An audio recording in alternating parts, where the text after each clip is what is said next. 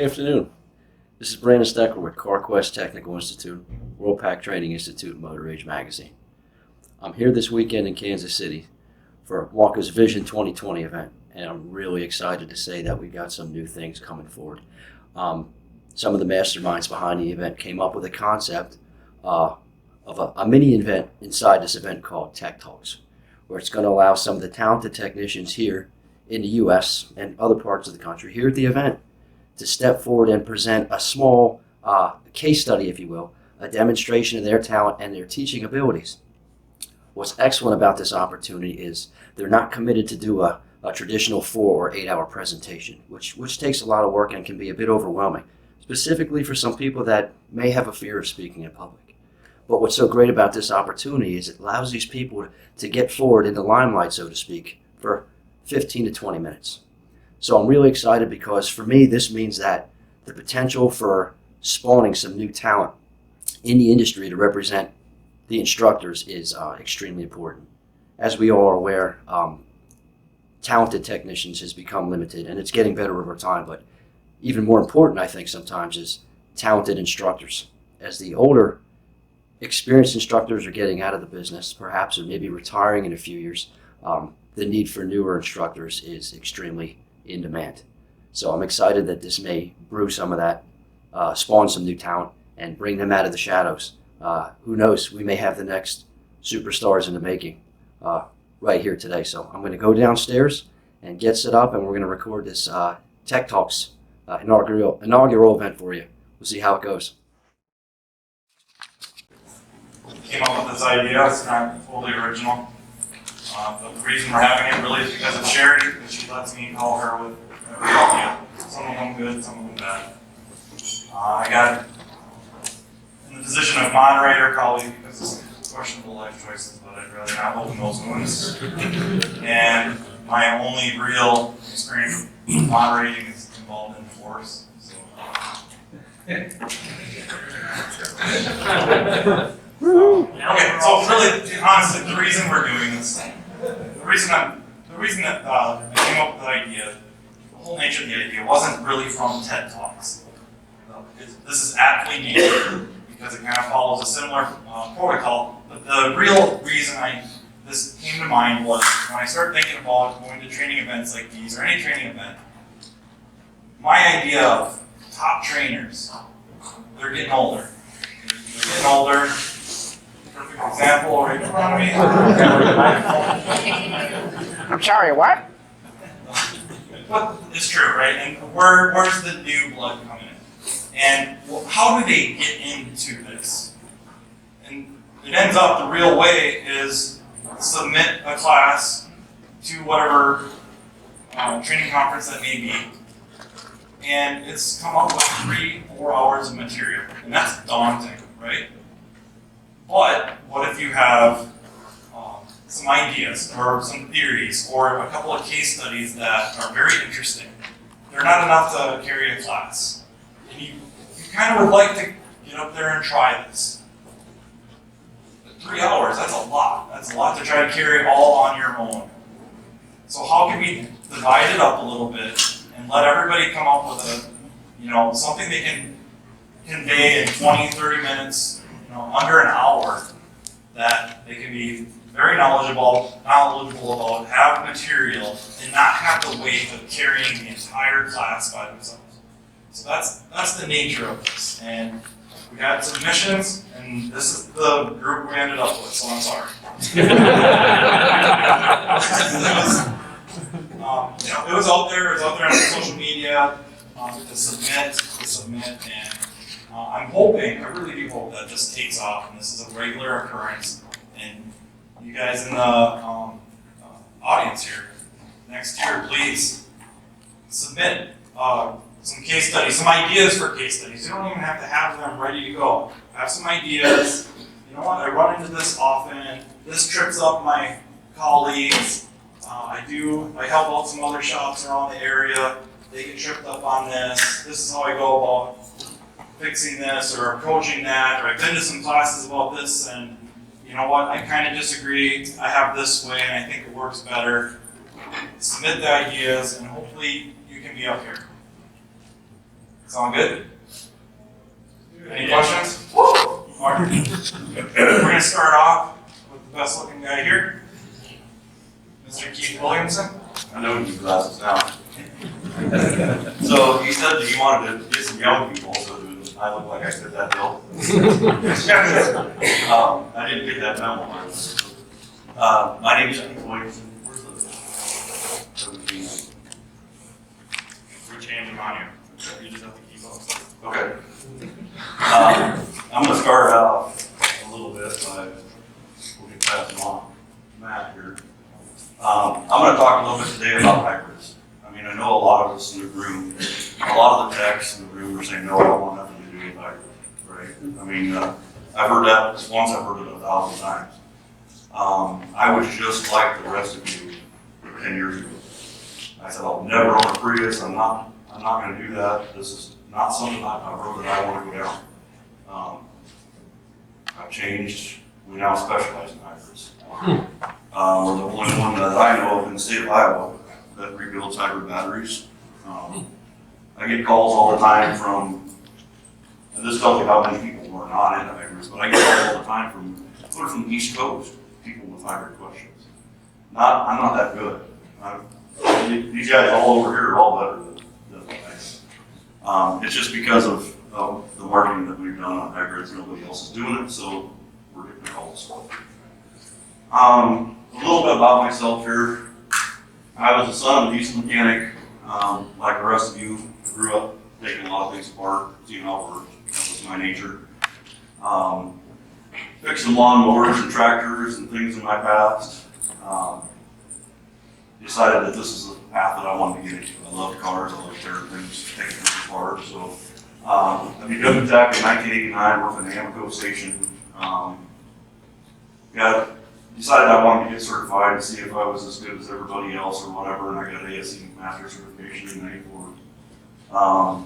Then L1, and then just recently got the L3 because I wanted to see if I could pass the hybrid test. So, not bragging, that's not what this is all about. I just wanted to have a little background. I became a shop owner in '97. I decided that it wasn't enough stress, trying to fix the cars that we could fix. So I decided that, hey, let's add a little more than that. Give me a challenge. So, got that entrepreneurial spirit then. Started out with a 2-bay shop that I rented.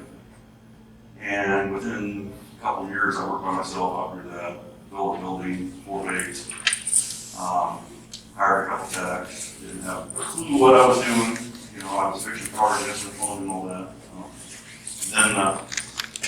Then grew on to where you need to have some base, you need to have another tax, and we had it all in the building.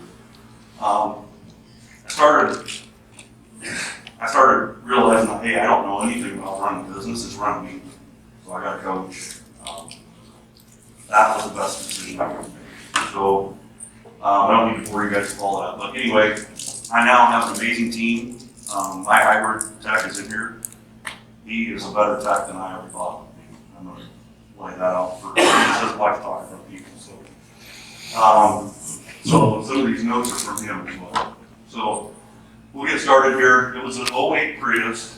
The background on this car, this thing came in and it went to the dealer. They told him that it needed a hybrid battery, an inverter, and a transmission, all three.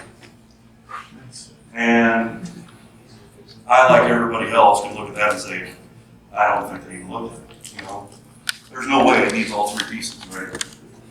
So they brought it to me for a second opinion. The cost on that was somewhere around $9,000 to $10,000. I don't remember what the bill was at the dealership. So I took it for a test drive. Andrew wasn't with me at that time, so it was me that did the hybrid work. So I took it for a test drive. It seemed normal. I didn't feel any turping. They had a turping complaint. And they drove clear from southern Iowa all the way up to Des Moines. I'm not by the Des area. But I did notice that the scan data showed some elevated inverter temperatures. So, okay, that kind of got me thinking a little bit. All right. The code was,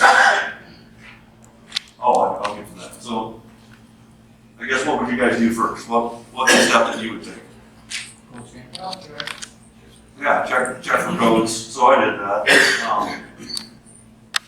It had a POA 93 and a POA EE 277. So both of them had to do with temperature codes, right? Okay, now I can see maybe why they recommended the transmission inverter, because they seen over 10 codes in it. Oh. Okay. So anyway, possible causes for the first one, for the inverter cooling system performance code, was a inverter cooling system harness is open or shorted, inverter cooling system circuit core electrical connection, faulty water pump and motor assembly. Get the picture there. Okay. Second code, POA EE 277, motor inverter temperature sensor output deviation. So what is the possible causes for that? You know, both of these could be controlled by a wiring issue, a water pump, you know, for the inverter. So knowing the background, okay, they both share the same water pump for both systems. Okay, that's something I want to look at, right? It could be an inverter with a converter assembly. It could have been the transmission. I mean, I suppose there were both possibilities. I doubt it. So what would you guys do now? What's the next step you want to take? Anybody? Huh? Coolant level? Yeah. I mean, good thing. Yeah, exactly. So that's kind of where I went. Visual inspection of the cooling system. It was full. Fluid looked pretty decent. I mean, it was a 160,000 mile car, but it was still, you know, it's still decent looking. Looked for pink hoses, loose or unplugged connectors. Made sure I could actually hear the coolant pump operate. So for those of you that aren't into these, the coolant pump on them located right underneath the air filter, kind of on the frame rail on the driver's side. I could see some movement in the coolant tank when I readied the car, I powered it on. Okay, I seen a little movement. I didn't think it was moving as well as I expected from what I'd seen in the past. So using previous experience, I wasn't happy with that, or the sound of the pump. It sounded like it was turning an awful lot of RPMs to me. You know, you get kind of used to the sounds that you hear from the vehicle, right? So we checked, you know, I knew I had power ground because it was running. So I ended up pulling the pump off of the thing, and this is what I found. I brought it with me here today to kind of show how it works for those of you that haven't worked on these. And obviously the blades have broken off since I've cut it apart more than they were at the time, but I'll pass it around. Now this was held on with a nut and a screw. The unique thing about these pumps is the shaft doesn't turn this. This pump actually spins, the impeller spins on that, and all the windings are self-contained in the plastic so it doesn't leak. So I'll pass that around so you guys can take a look at it. That's what I ended up finding.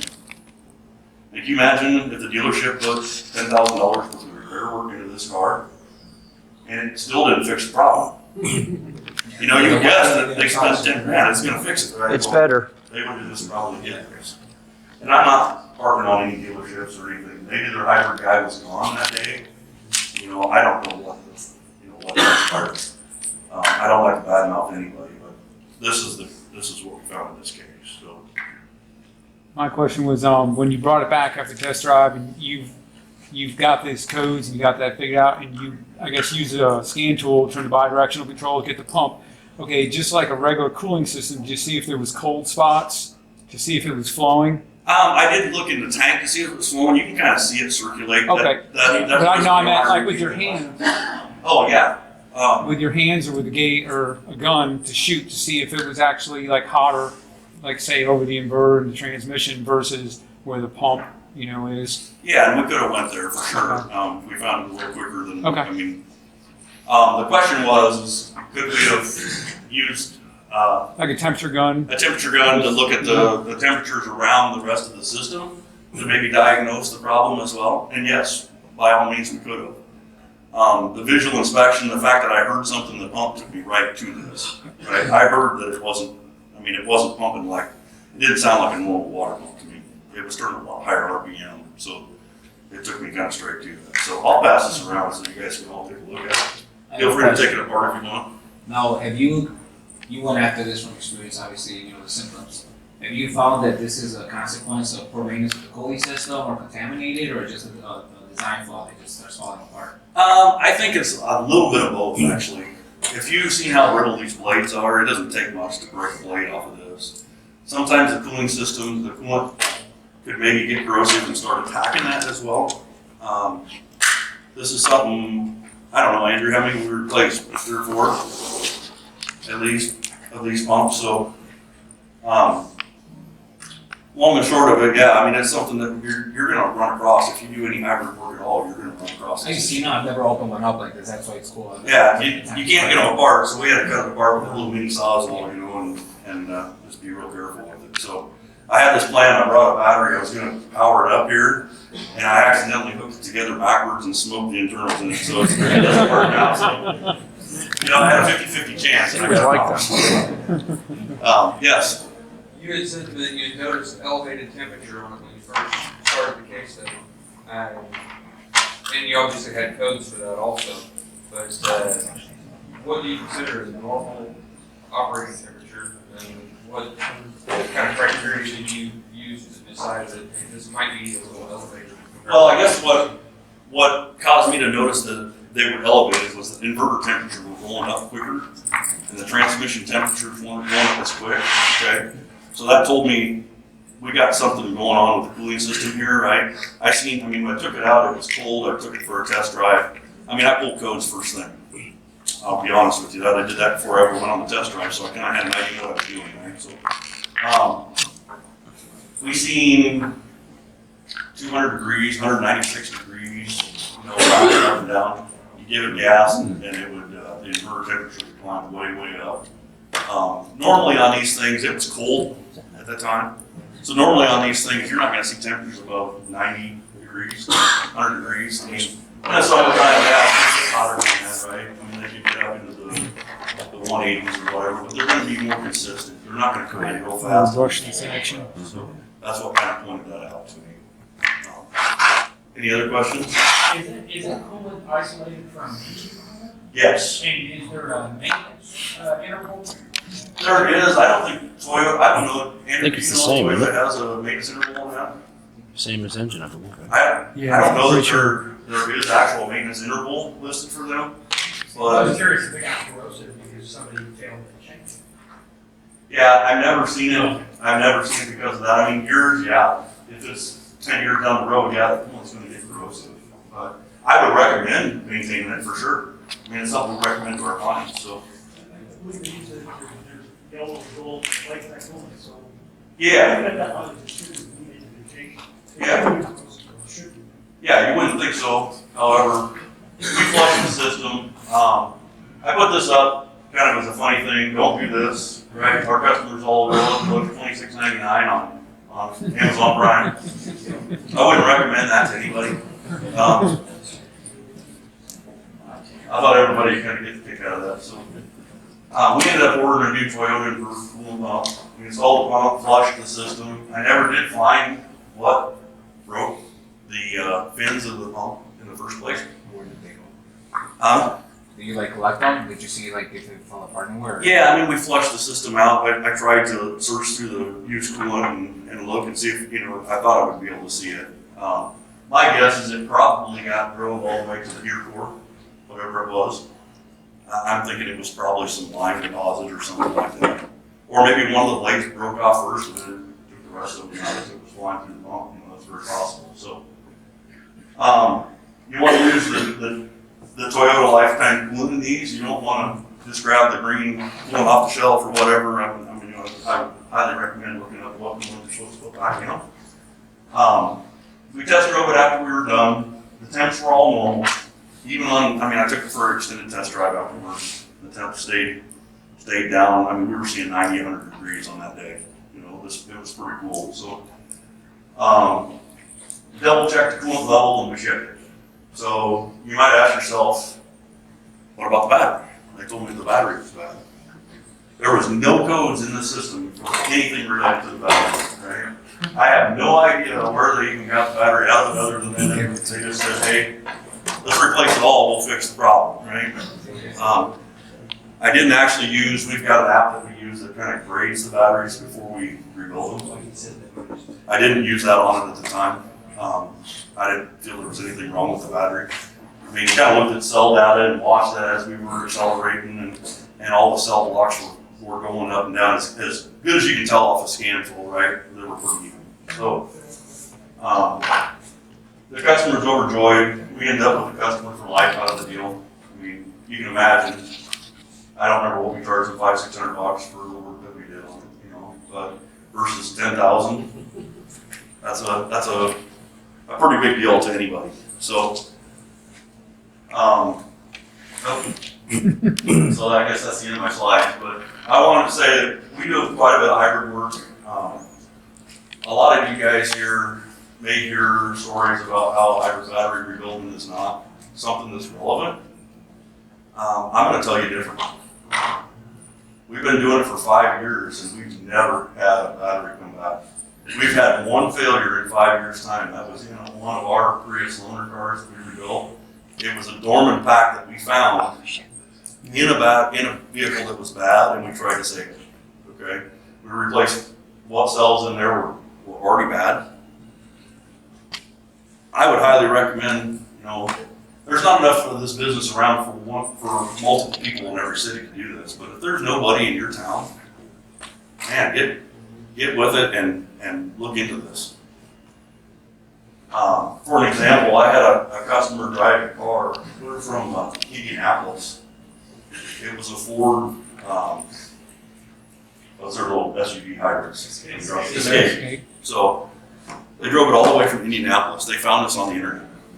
They called and said, hey, we're going to drive it over. We think it needs a hybrid battery built. You know, I asked them some questions. Okay, we're going to have to leave it for 2 weeks. It'll be that long before we can come back and pick it up. I live by Des Moines. They're from Indianapolis. That's almost an 8-hour drive, right? We got the vehicle in, did some testing on it. It didn't even need a hybrid battery to develop. That wasn't the problem. It had bad brake doses on it.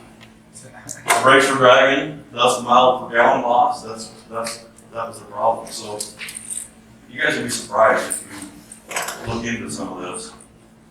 The business that you can bring up, and you got to open your mind to the new technologies, right? I mean, we all have to shift with the times. This is coming, whether you like it or not. Hybrids are here to stay. Maybe not hybrids, but electric for sure is here to stay.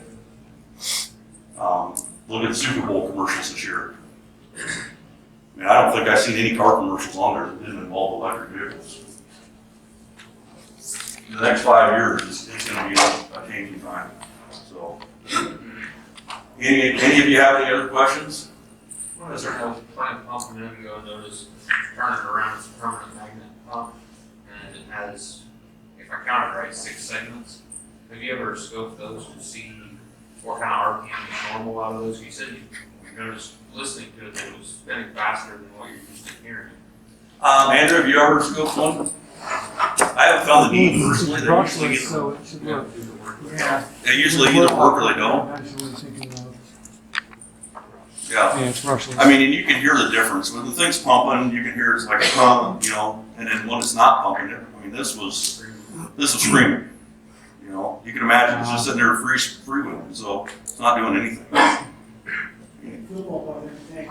Huh? Like a fuel pump on an empty tank. Yeah, exactly. Yeah, if you get a good ear, you can find fuel pumps the same way, right? You don't need to go through all the work hooking up a lab scope. I mean, I'm probably getting in somebody else's section here.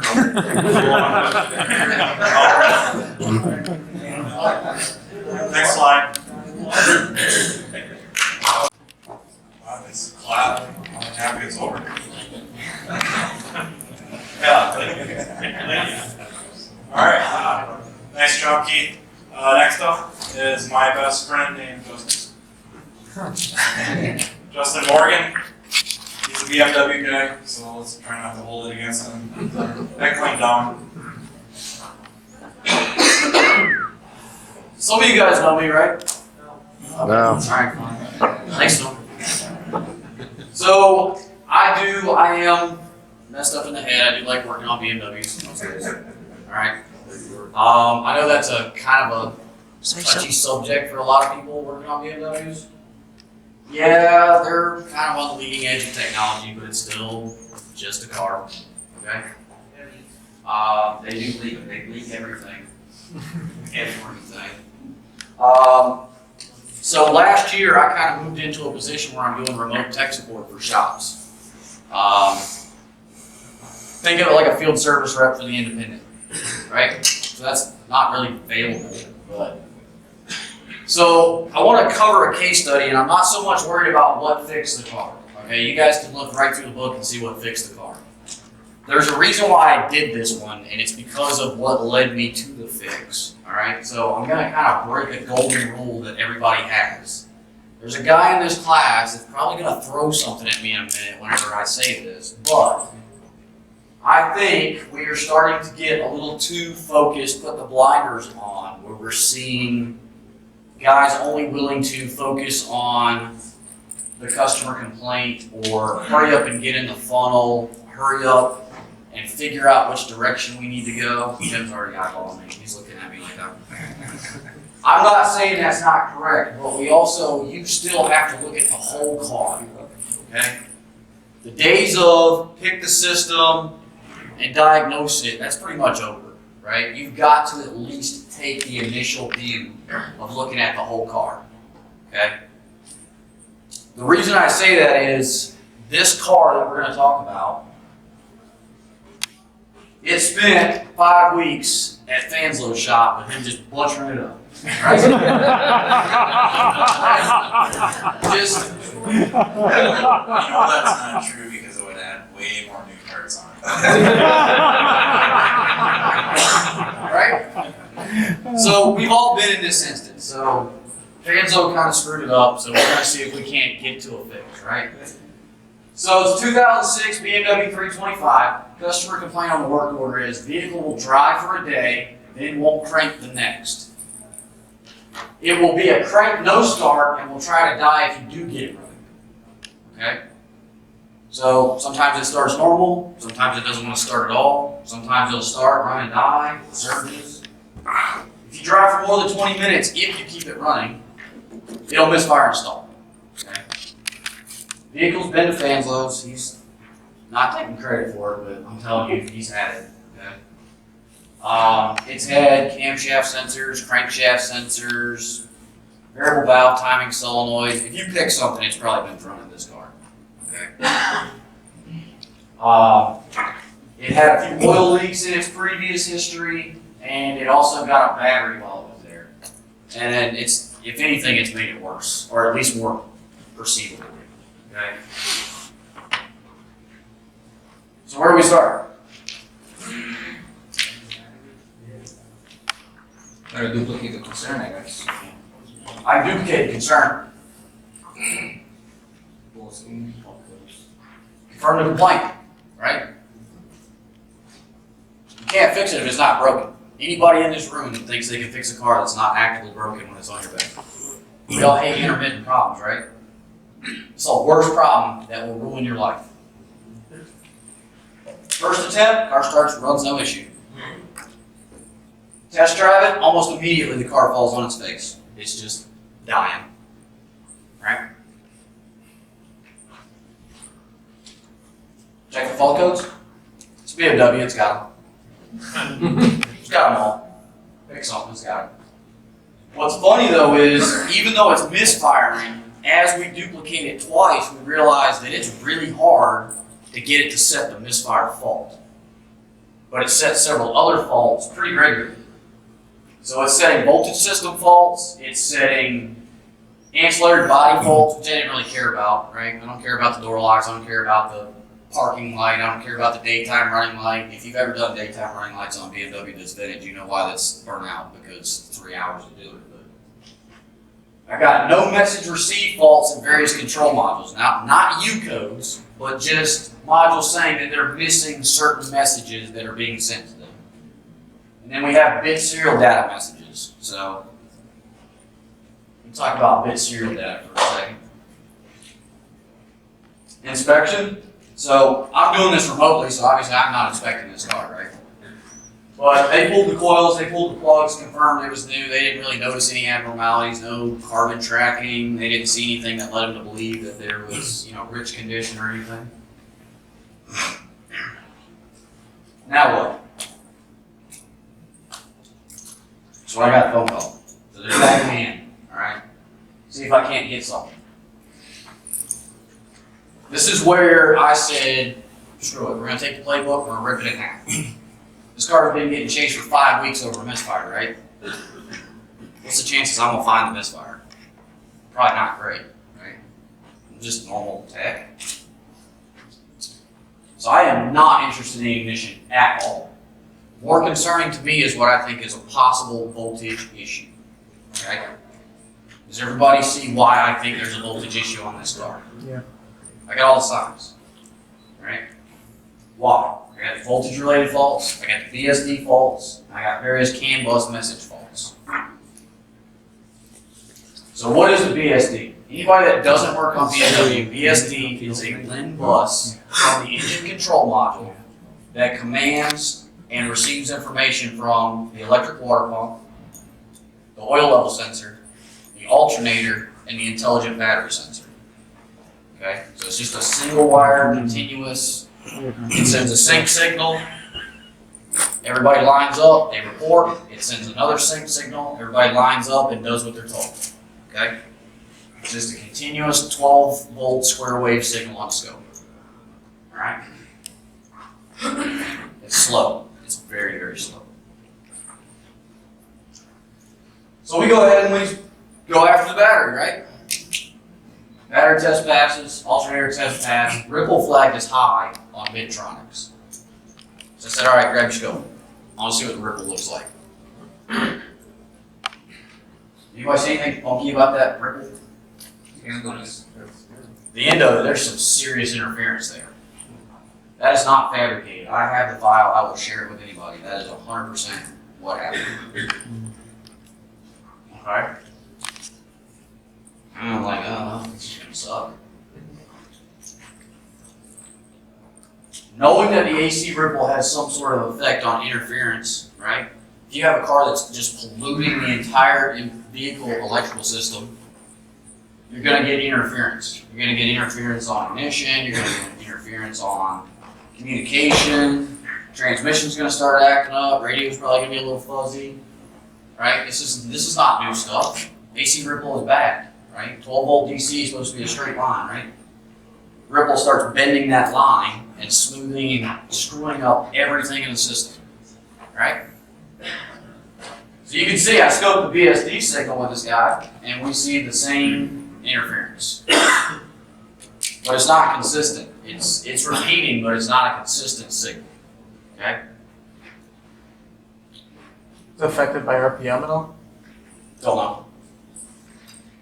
At this point, because it's tech support and I'm not live on the car, he asked, was it affected by RPM? At this point, I have no idea. I asked for something, they scoped it, they sent me the file, I looked at it. Okay. A little bit tougher to do this job because I don't get to see the car, I don't get to hear the car, I don't get to smell the car, right? Gus, was that ripple off the alternator? That ripple was off of the jump start post. Nowhere near the battery. Battery's in the trunk of that car. So we definitely got a problem, right? I'm thinking, all right. We're narrowing in. It's like my favorite slide. I don't know why. So what do we know at this point? We got AC ripple that's affected. And we have VSD communication that's affected. And the interference repeats regularly. But I'm not ready to start the party yet, because there's still a ton of work to do, I think. And I'm worried. So what's causing the interference? I'm asking myself on the phone, I'm like, man, what's a repeating signal on this car? There's tons, right? But it only does it with the engine running, so that limits some of it. Ignition system's regular repeating signal, right? Mm-hmm. So okay, maybe just time to look at the misfire. So we look at the misfire. I don't know how many guys are good at reading ignition patterns. I know there's at least one in here who's really good at it. My green channel is my ignition primary voltage. All right. My red channel is my ignition primary current ramp. And then the third channel, I'm still scoping the VSD signal because I know it's being destroyed. I saw that earlier. For those that don't know, at idle, BMW can fire an ignition coil up to 6 times per compression stroke. That's why you're seeing that. Okay? That's 2 separate cylinders pictured there. Now I'm really excited because I think we're on top of this.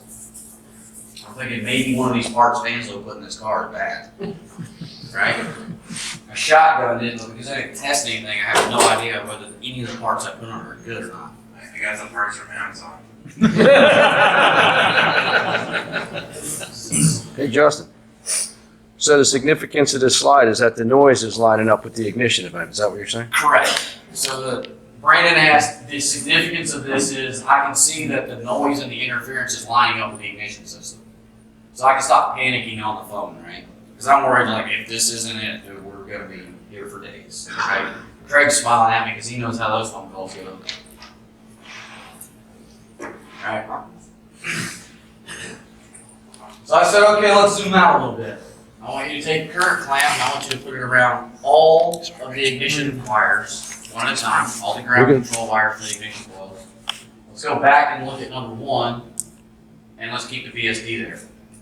Does anybody see anything funny? Bank 2's lighting up like it's on crack, right? Cylinder 5 is garbage, cylinder 6 is complete trash, cylinder 4 is garbage too. So now I'm like, okay, narrowing it down a little bit further here. Does everybody see what I'm talking about? Right? I got the fire motor on there, I don't know how well it shows up in the book, but.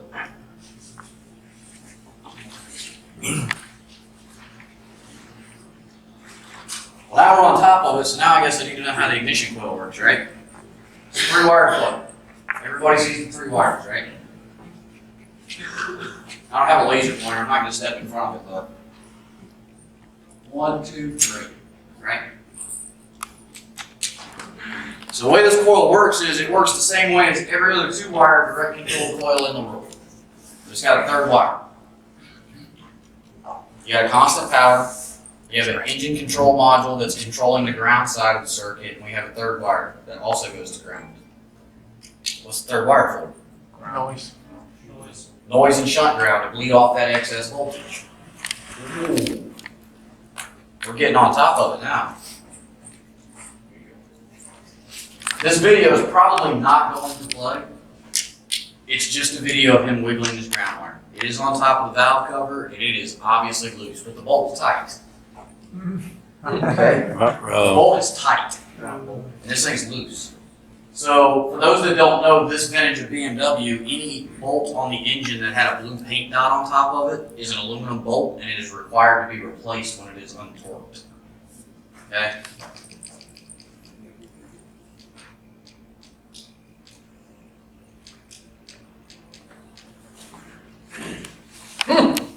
One of the things that my boy Vanslo did was an oil leak repair. It was a valve cover gasket. He reused bolts. The one is obviously stretched, so you can tighten it to oblivion before the head pops off. It's never going to hold that eyelet down. Okay? Don't feel bad for Vanslo. He throws me under the bus all the time. Right?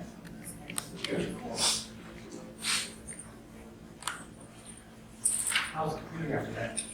Believe it or not, and so Chris Martino asked me, how was the computer after that? Believe it or not, the engine control module 100% survived this because it still had some ground. It wasn't completely loose. If it's loose, it would have probably not made the change.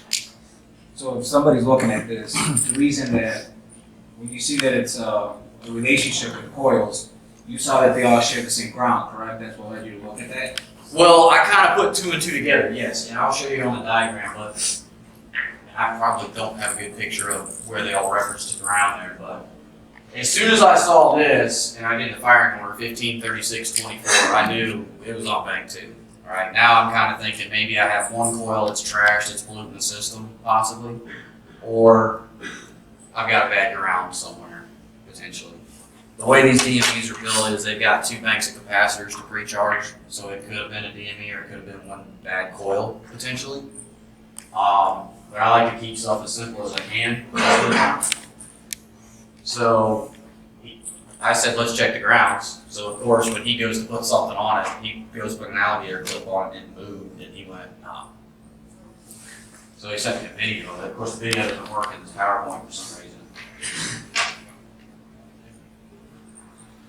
So the reason I did the whole case study this way was, again, I don't know what I would have found if I'd have gone the other way. I could have been hunting this for days.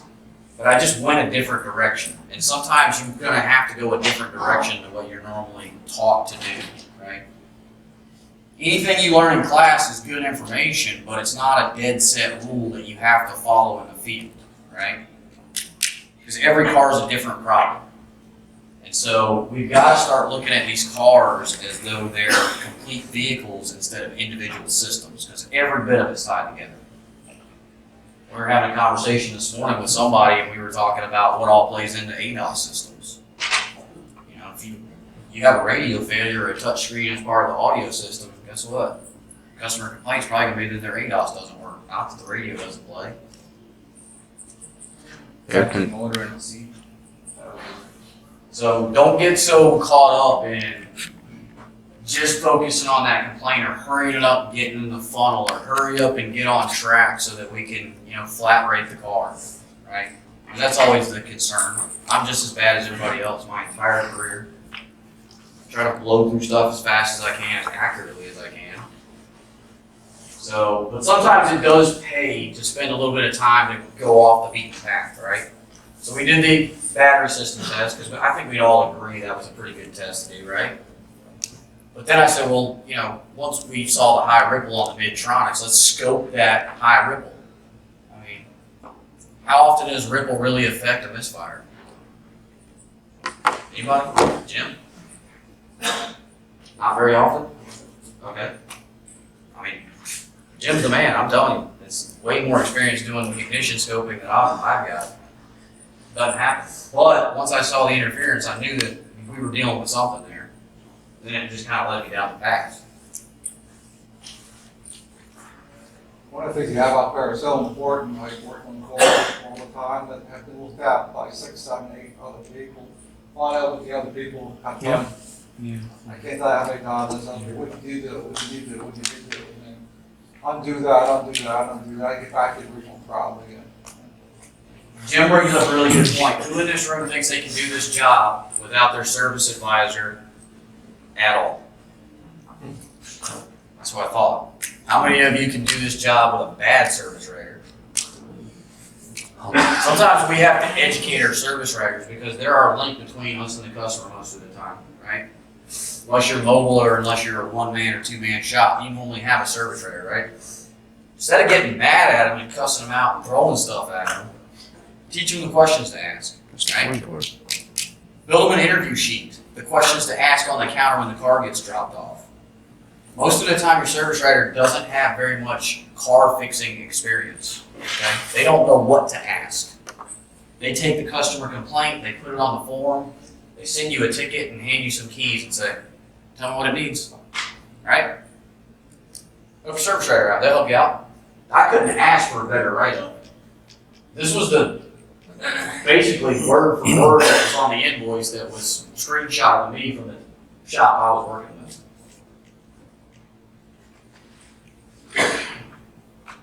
That's why it says checking advise on the bottom of it, because I mean it's almost identical what was on there, And all I can say is at least Manslow gave accurate receipts for everything he had replaced.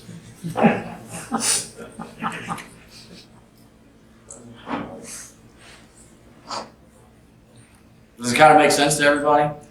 I went off the beaten path, but I ended up with the same thing. Now, obviously, if I would have, 2020 is, hindsight, but I could have scoped the ignition and probably found that real fast. But I was worried. The car's already been sitting somewhere for 5 weeks. It's had part after part after part every week thrown at it. Let me go a different direction and see what I find. right?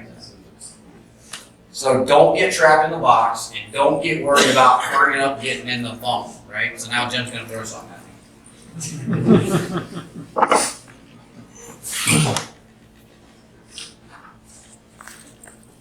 I only have a few sayings. None of them are really that great. None of them are good for class. Don't say all of them. What? Don't say all of them. No, I'm not saying all of them. You're on camera. Yeah, Brandon's over here heckling me. Craig probably knows some of my sayings from talking to me too, but this is one of my biggest sayings ever. Just think outside the box. We hear it all the time, we talk about it all the time, but how many of us are actually doing it? It's something that you have to actively train yourself to get out of the routines, because if you're on the service bay and you get this car that's abnormal, you're gonna. You put the blinders on, you get trapped. Alright? Does anybody got any questions for me? Anything? My favorite color is blue, Yeah, beard. in case anybody wanted to know.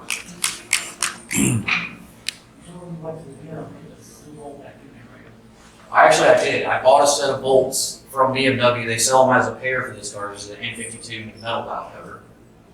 They were $1.86 for the bolts. So he asked me if I actually bought factory BMW bolts, because there are some aftermarket companies that make them. I've not had great luck with that experience. So yeah, we ordered $1.86 set of screws from BMW and put in this car. That was after the screw and on a test drive.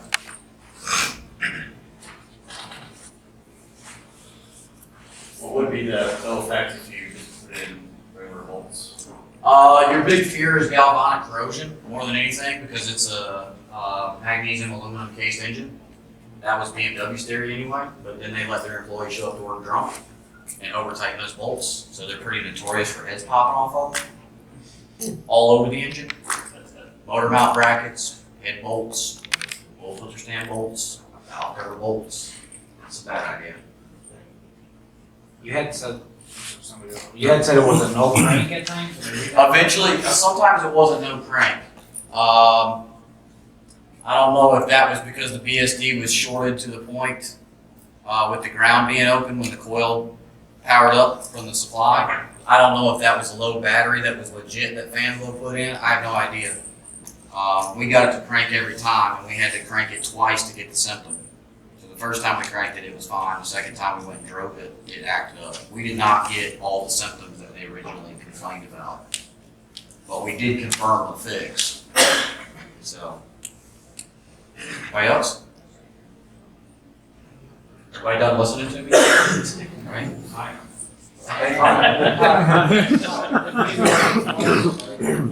And you know all the parts you put in there. No, actually, I have a sale going on. Very, very lucky. All right, thanks for coming along.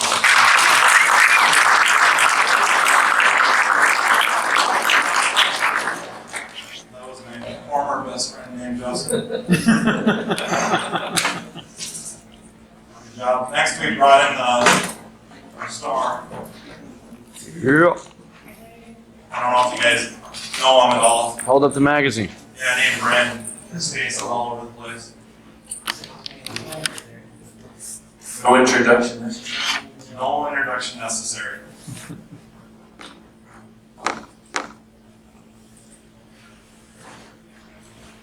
You're probably chopping that light the whole time. And I kind of like, if you're wearing this carpet out right here, so I thought I would at least make it cool and make like a track around this thing. I'll just the other way.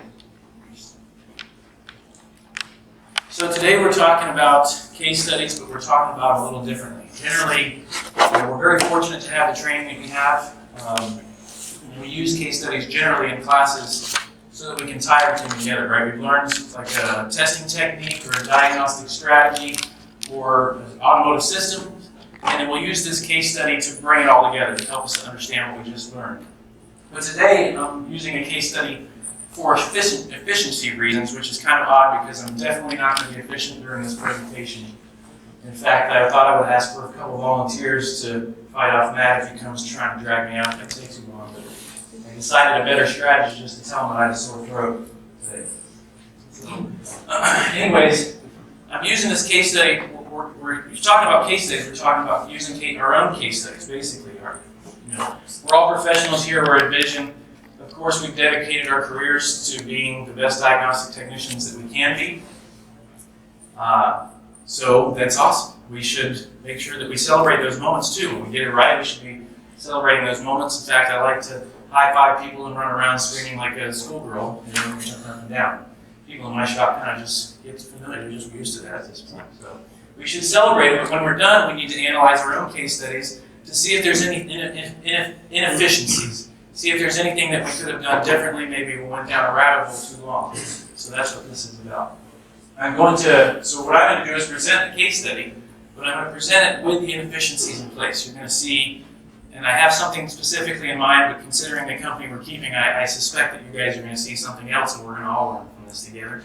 But during the presentation, the inefficiencies are going to be there, and that's the way we're going to present it. I'll ask you guys to keep your eye out for it, but just keep them, either write them down or just keep them in your head. And at the end of the presentation, I'll ask you guys what the inefficiencies were. So we have a 2014 Dodge or Ram 1500 3.6 liter.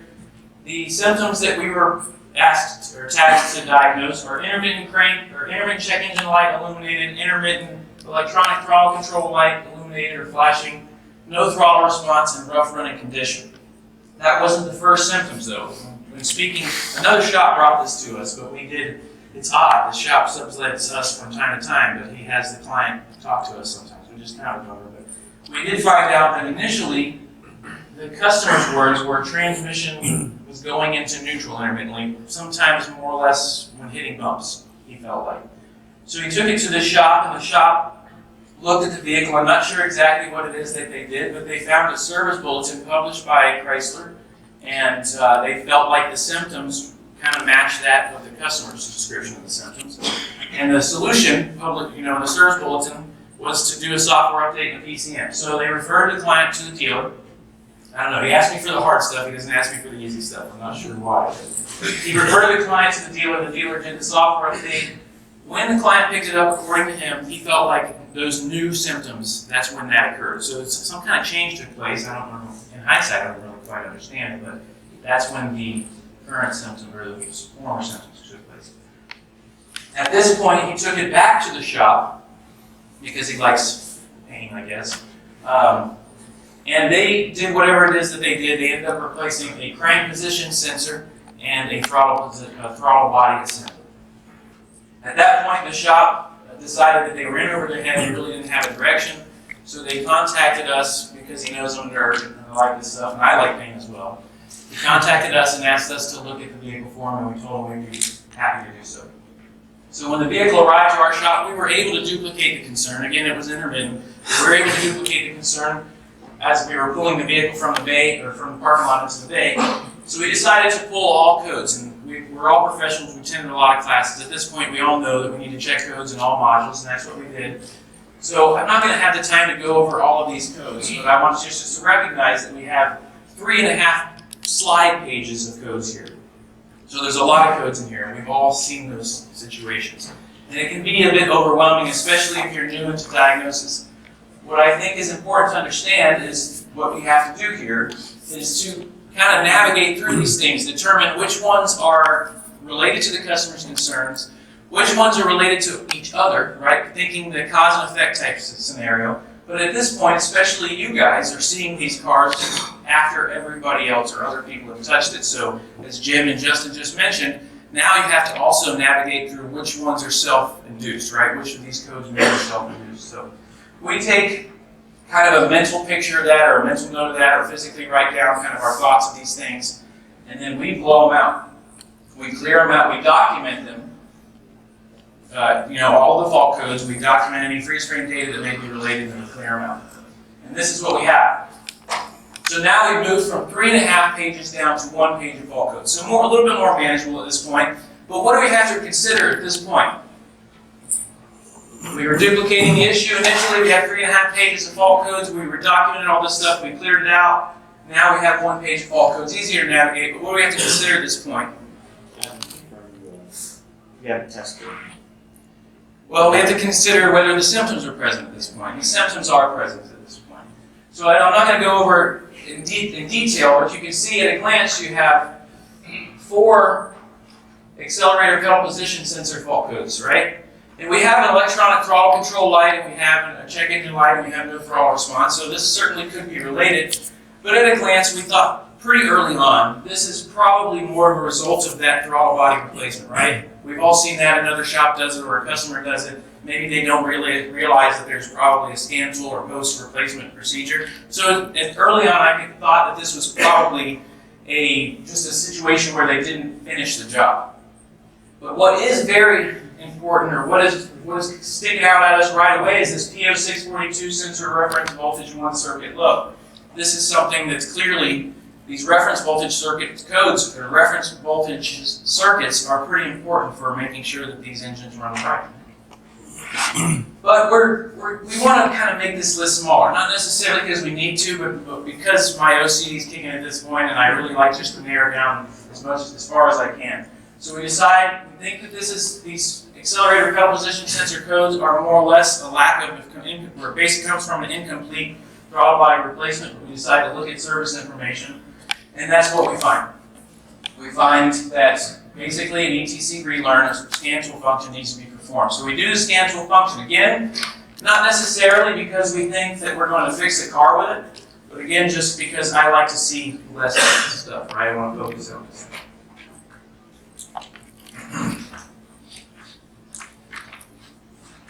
So we do so, and we recheck codes, and this is what we have. There's no engine codes at this point. You'll have to take my word for it. These are not really relevant for our situation at this time. But you can see there's no engine codes now. There's no accelerator pedal position sensor codes, but there's also no, the P0642 reference voltage code is not there either. Did we fix the vehicle at this point? Did doing that scan tool function and relearning the throttle body fix the vehicle?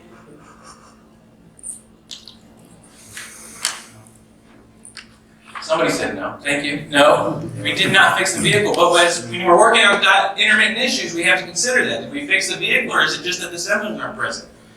So is it a coincidence that the P0642 is not there or not? No, it's not a coincidence that the symptoms aren't present. As diagnostic technicians, when I talk to technicians, or at least I have a little bit of a reputation in my area, so I get other technicians call from time to time. And what I find oftentimes is technicians invest all of this time diagnosing or testing systems whenever the fault isn't present. So as diagnostic technicians, we really got to keep in mind, is this symptom present, or are we wasting our time? Not that you can't ever find some clues to stuff whenever the symptoms aren't present, but it's very important to at least be mindful of that. So while the symptoms aren't present, we're going to take advantage of what? Research, because research is such a heavy part of what we do today, right? Especially if you're not fortunate enough to work on one brand, you're going to find yourself researching all the time. And this is what we're going to do. Since the symptoms aren't present, we're not going to waste our time testing. At this point, we're going to get familiar with this P0642 because we feel pretty confident about this. The other thing that makes us feel confident about it is the fact that P0642 is there when the symptoms are present, and it's not there when the symptoms are not present. So let's take a look at it. Again, the code description is sensor reference voltage 1 circuit low. The theory and operation of this is the powertrain control module contains 2 internal 5-volt reference supplies. And inside the powertrain control module, it splits into parallel circuits to supply many 3-wire sensors. We're all pretty much familiar with that. It's monitored anytime the ignition is on. The thing that I really want to draw your attention to, and this is not always accurate, obviously, but the possible cause list. Chrysler's pretty good about giving this information to us. Again, it's not always accurate, but it sometimes can be helpful to kind of get an understanding of what's going on. We have, in the possible cause list, 5-volt circuit supply short to ground, crankshaft position sensor. That sounds familiar, right? So maybe we're starting to get an understanding of why the shop replaced the crankshaft position sensor. We have an oil pressure sensor. We have a throttle body assembly. Again, sounds familiar. We have an AC pressure transducer, and accelerator pedal position sensor, and powertrain control module. Now this is not shaking because of nerves, I promise you. I'm just cold, right? Just kidding. Just kidding, not kidding. P0642, guess what? Now that we're a little bit more familiar with this code, we're seeing now that the P0642 is back, but the symptoms are back. So again, symptoms are present, this code is there. Symptoms are not present, this code is not there. Now the symptoms are back again, and this code is there. So we're feeling even more confident that this P0642 is going to get us to that diagnostic direction that we need, as Jim Morton says, and I'll give him some props. Since Justin was beating him up so bad. We're getting in the funnel at this point, right? So let's test this thing. How are we going to test it? This is about efficiency. I said I'm not going to be efficient. I'm going to be up here probably too long. But ultimately, we're going to physically measure it. Well, I will come back, take a step back real quick, just because Richard's in the room. He's going to yell at me right now. But I did look at scan data, and I kind of paid attention to what these sensor reference voltage sensors were, and I monitored some of the scan data with regard, keeping in mind, which of these sensors were supplied by these circuits, to see if we could see anything to kind of give us a direction. And I don't recall it really giving me much direction. But we decided we're going to physically measure these circuits, partially because I have friends like Chris Martino and Hans Jorgensen that are over my shoulder like two devils.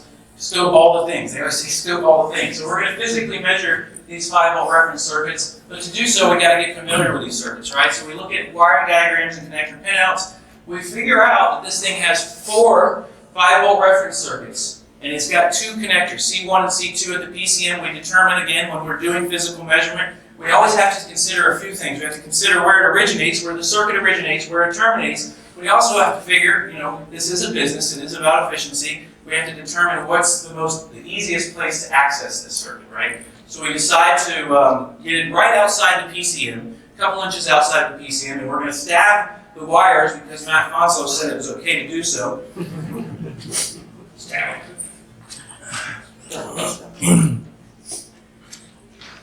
But we have in C1 K854 and K852, and in C2 we have F855 and F856.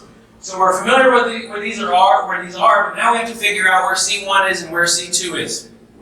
We're in luck, it only has 2 C connectors, so it's pretty easy. We can see that's C1. So we know how to get hooked up, and this is the capture.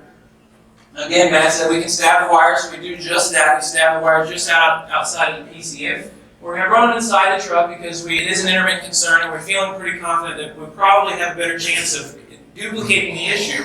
Because again, we want to make sure we're testing while the symptoms are present, while it's acting up. So we're going to run it inside the car because we feel confident we'll be able to duplicate it if we can test drive it around the parking lot. Because this vehicle did sit in the bays quite a while throughout the course of this process without acting up. We do so, and we finally get it to act up with the scope on the vehicle, and this is what we see. The gold capture, this guy is channel D, obviously, F856. And this guy's being very boring at this point. It's a good, steady, stable 5 volts. The green trace is F856, and the red trace is F855. These guys are very fun. They're like Mike Molesky after a couple tequilas, right? These are the guys you want to hang out with. It's going to be an exciting night. The blue trace down at the bottom is K854. It's very boring. It's very stable. It's reliable, right? It's boring and reliable. It's good, solid 5 volts there. So we know at this point, we suspected that this 5-volt reference code is probably going to give us a good diagnostic direction. We decide to physically measure it, and we do so, and we can see some voltage dropping out at this point. And again, we all know that we need solid 5 volts on this. All these sensors need 5-volt reference in order to function properly. And we can see at this point that it drops down to 3.5 volts when the fault is present. So what kind of faults could be creating voltage drop like that? Short. Short? Power feed. A power feed? Unlikely because your other 5 is good, but. Is that just it? Is it just shorts? High resistance. High resistance? How are we going to determine one over the other? If it's a short, if it's high resistance, partial opens, or whatever the case may be, how are we going to determine one versus the other? Current. Current. We already told you that Chris Martino and Hans give us a hard time by making sure that we scope all the things, so we already have our scope out. We're going to use a current probe because we know, because we've attended awesome classes, unlike this one right now. Vision plug. We've learned that if you put a current probe on that circuit, that if you have a short, by definition, this short is going to bypass the intended resistance, bypass the intended load. And if we're bypassing the intended resistance, the current's going to go up. So if we have a short, we can prove it by putting a current clamp on it and monitoring the current, and we're going to see current increase. So the first one we get is the K852. And the blue trace up here is 5 volts. And we can see this thing has had a couple tequilas, it's having a good time. It's dropping down. We're not having that good, safe, reliable 5 volts anymore. But the red trace is current. And we're not seeing current increase when the symptoms are present and when the 5 volt drops out. Not a big deal. The party's not over. We're going to check the other capture. I want to make note that I'm pretty sure that I got 5 volt reference voltage on these captures. I'm not sure why they didn't show up. So the blue is not 5 volt reference. That's, for some reason, some kind of power feed. I'm not sure. But the red trace is current for F855. The capture to the left is when the symptoms are not present. Again, this is an intermittent concern. We have to consider whether the symptoms are present whenever we're doing our testing.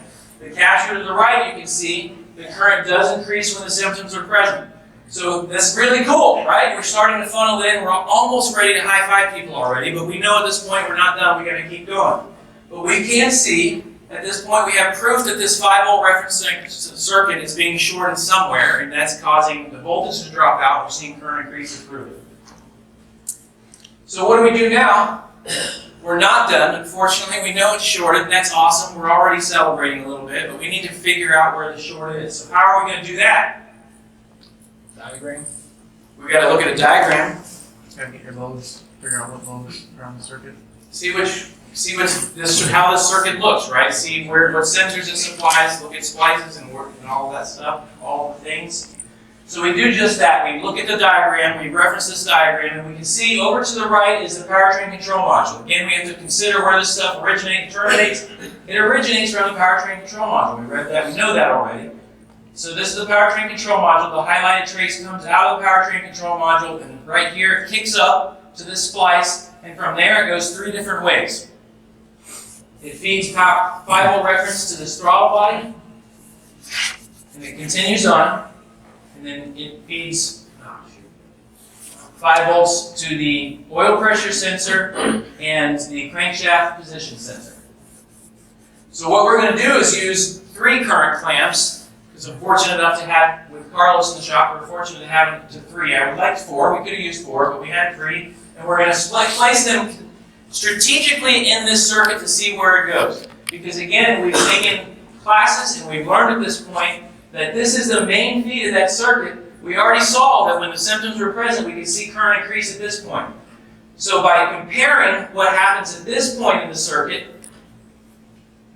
and this point in the circuit, we can see if there's a short between this splice and the throttle body assembly, we'll see current increase on that channel, won't we? And it should be pretty close to this, because there's likely not going to be more than one short. It's possible, but it's not likely. So we're putting the main current clamp on the main feed of this circuit, because we already know that there's going to be current increase in there, and we're going to monitor the other 2 current clamps and compare them to it. So here's our setup, and this is what we get. The blue trace, I don't even know what the blue trace is here. It should say, shouldn't it? It's underneath your top text box, it looks like. It says 5 volts because on the blue scale on the left says 5 volts. Oh, okay. It's up top. We're not worried about the blue trace at this point. We can see the current increase at channel D, which is the main feed to this circuit. I'm going to give you guys. The gold trace we already saw. That was the red trace earlier. We can see the current increase in this circuit when the symptoms were present before. We can see it again now. When the symptoms are present, the current increases in channel D, the gold trace. But we can look at the next one as red, and the red's boring again, right? Where is the red? Oh, shoot. This is where gold is, right here, the main feed. The red is between the splice and the throttle body. And we can see the red is really not doing anything. But can we trust it at this point? Can we trust the red capture at this point? Yes. Is the vehicle acting up at this time? The vehicle is acting up Yeah, at this time. You can see green, current you increase see it on on the channel D. So green. yes, that's a good point. Pedro asks, is the vehicle acting up at this point? It absolutely is. You can see the current increase in channel D. That's our main feed for that 5 volt reference coming out of the BCM. The vehicle is acting up. The reason we can't trust it, in my opinion, you guys may disagree. Look how static that is. Appreciate To me, I'm not sure, and we've all been there before, right? We forget to turn our clamps off, and at this point, we're not sure we can trust it. But does it matter? It's really dangerous, isn't You see in the book? I it? mean, Right side on the right. You turn around. okay, well, but you can see on channel D is what we're really comparing it to. You can see it's kind of flat and then it starts to increase. My point is I don't know if I can trust it. Maybe I did 0 right or lost 0, but I can't trust it because it's really pretty static. Not that it's not trustworthy, but it doesn't matter. We have another current clamp to look at. Look at the green trace. The green trace looks pretty much identical to the gold trace. As we said a moment ago, we know the gold trace is the main feed, and we're really just comparing to the other current clamps to what the activity that's happening in the gold channel, the main feed in the circuit. And we can see it's pretty much visually identical. Let's see if we can go back. The green trace is the clamp that runs from the splice to the oil pressure sensor. I forgot to mention at this point, we all know that we need to do visual inspections. That can save us a lot of time, obviously. And I could just sit down and say that that's the end of the presentation, that we saw this thing. But we didn't see it. We didn't see anything during the visual inspections. But we, at this point, through our testing, we can confidently tell our client that we have a short between that splice, between this splice here, and the oil pressure sensor. This thing is underneath the intake. Most of the circuit and the oil pressure sensor itself is underneath the intake on this 3.6 lead. So we can tell our client we're confident that there's a short between that splice and the oil pressure sensor, maybe even inside, internal the oil pressure sensor. And we're confident we can give them an estimate to remove the intake manifold, perform a visual inspection. And if we don't see anything in the visual inspection, because we know that the short could be inside the oil pressure sensor itself, we're going to give them an estimate to replace that in the event that we don't see anything. He agrees to do so. And this is what we see. Now this is the moment that we're high-fiving everybody. Come on, yes, absolutely awesome, because we're celebrating. We've invested our careers. We've come to vision. We're excited. We got it right. We should celebrate those moments. So we're celebrating at this point, but we've got to take the time and make sure that we analyze our own diagnostic case study so that we can see if there's anything that we missed. What do you think we missed? Where did we go in the wrong direction? What are our inefficiencies? I asked you guys to kind of keep track of that, and I'm sure in this room you guys spotted probably many, again, which I will learn from. I have one in mind. But what were my inefficiencies at this point?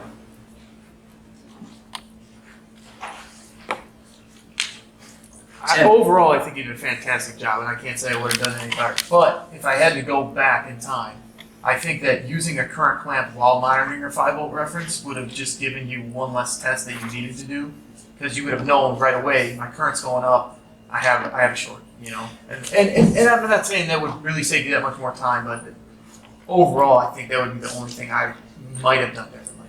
So if everybody didn't hear Tim, he said that maybe I should have used monitor current at the same time as voltage. And that's a great point. In this case, because I had 4 channels, I just happen to have 4 channels, and I happen to have 4 5-volt reference circuits, I decided to monitor voltage on the 4 as a starting point. But you're absolutely right. If I could have monitored current at the same time as voltage, I certainly would have gotten it sooner. Yes, sir. If that thing's intermittent, I would have skipped the throttle body adjustment or whatever you had to do with the scan tool, because if it's intermittent, I want to get on it right now because it's going to disappear. Yeah, I'm trying to think. Yeah, okay, I see where you're coming from. I wasted time, basically, my OCD kicked in and I wasted time. And you're trying to get rid of those, you're trying to narrow the codes when you've got a good usable code sitting right there. You're absolutely correct. And take advantage of that. Instead of worrying about doing electronic throttle control relearn, I don't know if I would respond repeating what you said, but he said that I should have, instead of focusing on narrowing those codes down and doing that ETC relearn, I could have started testing right then and there, and potentially got it narrowed down quicker. Absolutely. Anybody else? Oh, Tim or Pedro. Did the trouble code description specify the circuit number, the voltage reference number 5, reference number 1? So you can just focus on that one circuit instead of all 4? Pedro asked if the fault code description narrowed it down and focused on a specific circuit so that I wouldn't have to even monitor all 4 sensor reference voltage circuits. And that's exactly right. Let's celebrate that moment. here's the deal. Aren't you glad that I didn't ask you to go over this with me? So now you get the chance to be the Yeah, I asked Pedro to go over this with me last night. We didn't get a chance to connect, so now he gets to interact, and that's really exciting. That's exactly right.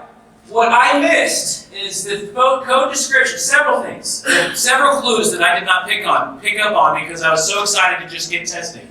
Sensor reference voltage 1 circuit low. It says in theory and operation that this PCM supplies two 5-volt reference sensor supplies, and inside it splices internally, and by the time it leaves, we know already at this point in hindsight that it leaves that module with 4 circuits. If you look at possible causes here, you have F, you can't even read it, but F855 5-volt supply circuit shorted to ground, and K852 5-volt reference circuit shorted to ground. It doesn't reference, there's the 2 sensors, the description, but also there's 2 circuits here identified as possible causes. It's not identifying 4 circuits. So we looked at 4 circuits unnecessarily. All we had to focus in on is sensor reference voltage 1, because sensor reference voltage 1 supplies for F855 and K852. We didn't need to look at, this is not our guide, we didn't need to look at K854, we need to look at K852. We did, and we did. We didn't need to look at F856, that's not our guy, but our guy is F855. And as you can see here, we didn't need to look at this gold trace, that is F856. This is why these guys are boring, they're being reliable, right? And the blue trace itself, or as you can see, the green and red trace as we saw earlier, K852 and F855, those were our guys. That's it.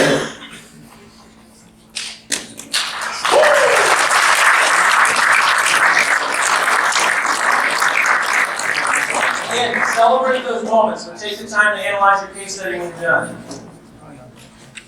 That was a really good job, Brent. Too bad your name isn't Justin.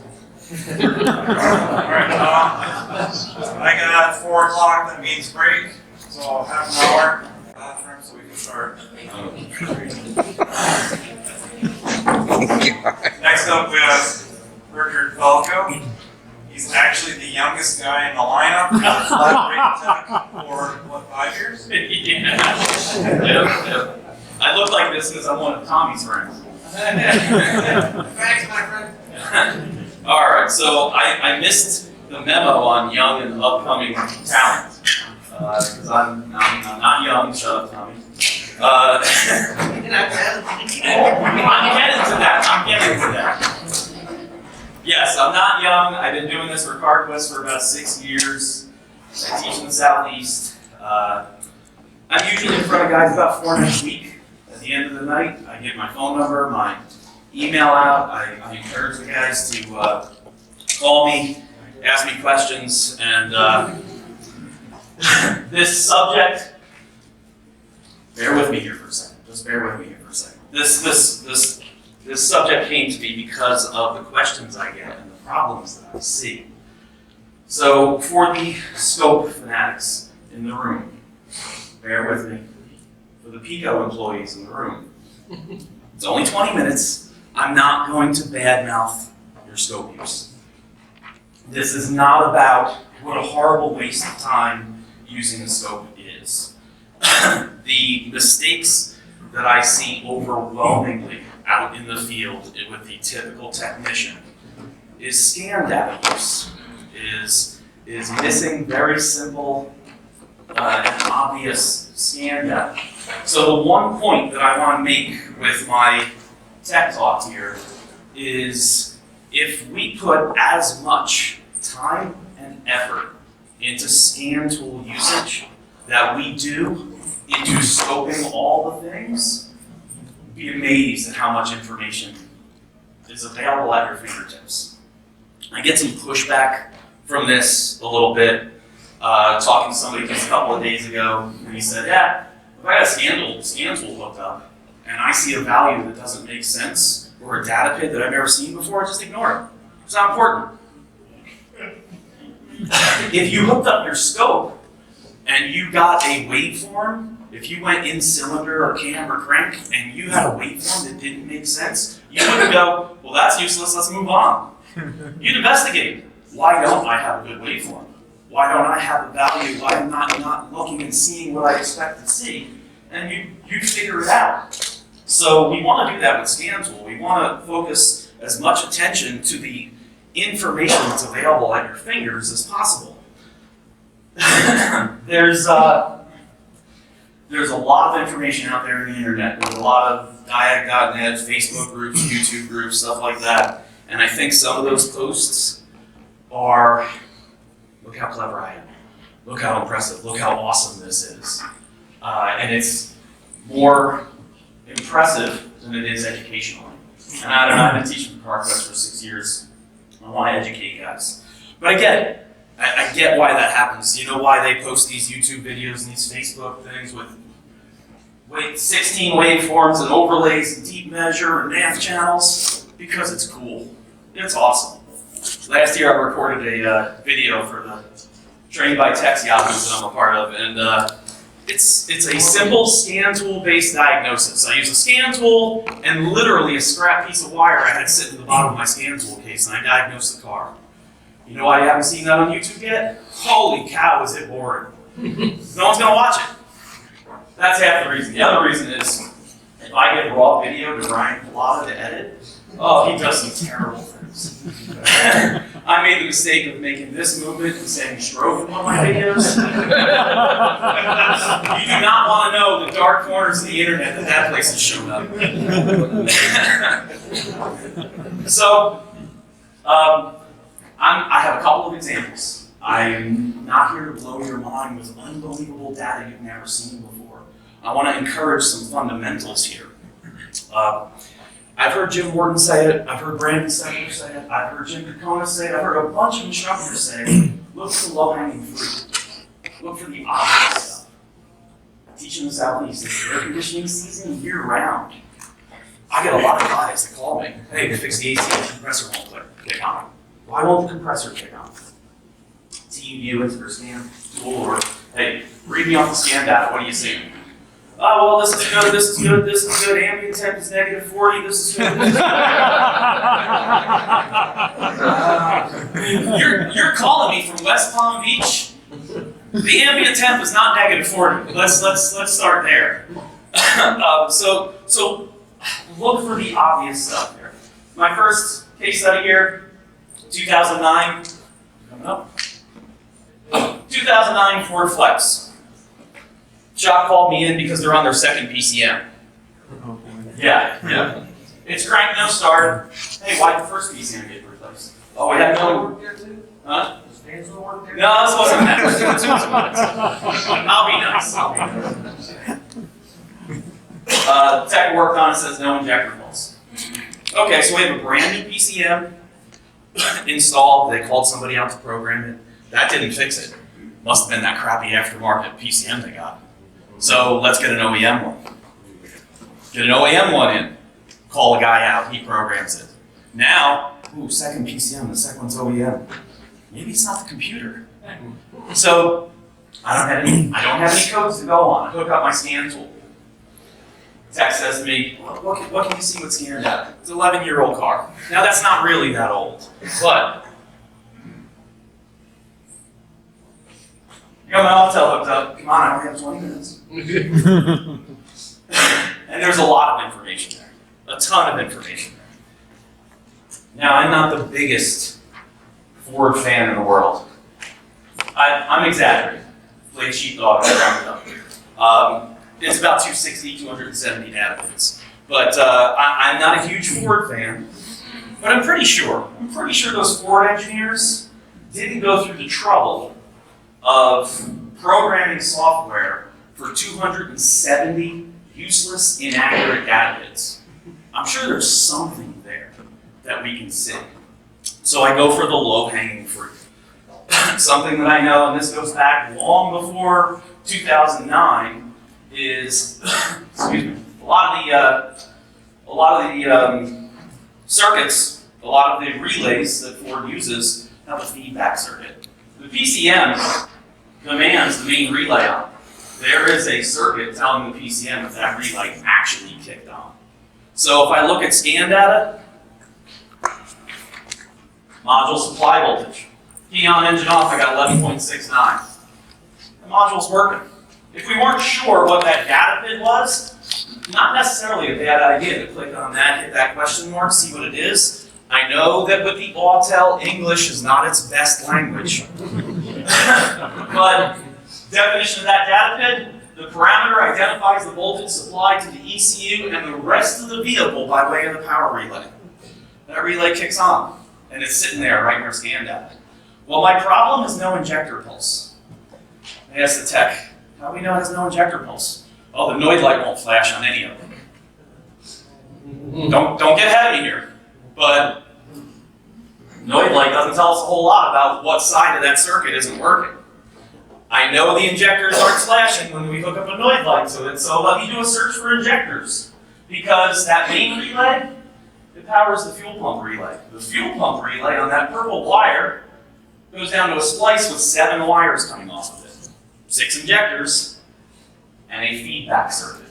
I don't even want to break out my test light. I said it yesterday, I said in my classes all the time, I'm lazy. I want to sit in the driver's seat, look at pretty pictures, and get an idea of where to go. So I search on my scan tool for injector. I have 7, 8 data pits. What do they all say? See, senor. Fault. Injector power monitor. Do we have a problem? Look, Yeah. is a Noid light going to flash with 0.02 volts? At this point, my diagnostic procedure is to get out of the driver's seat, walk around to the front of the car, and go, oh, look at that, rats. Signs of rats, mice, whatever. Somebody chewing on the wiring harness. This is a snowbird car. Down in Florida, we have people that only live there part-time, like Eric Ziegler. But they leave their car sitting in their garage for 6 months, and the rats just have a field day with it. So, would a really good visual inspection caught this? Maybe. Would a scope would have brought us to this? Yeah, very quickly and efficiently if we started looking for things. But one data pit, I have an idea of where to go. I'm not going to fix the car from the driver's seat, but I'm going to get an idea of where to go. That make sense? Okay. I get frustrated with I didn't catch an obvious bad scan data. But one of the problems, one of the issues is how many guys we got here in Vision? 3,000, 4,000 people? Something like that? So, a couple thousand people here. Go on any one of those Facebook pages, YouTube, Diag.net, a couple thousand people, maybe 5,000, 10,000 people. There's nearly 1 million technicians in the world. That is a lot of guys that aren't part of this inner circle here.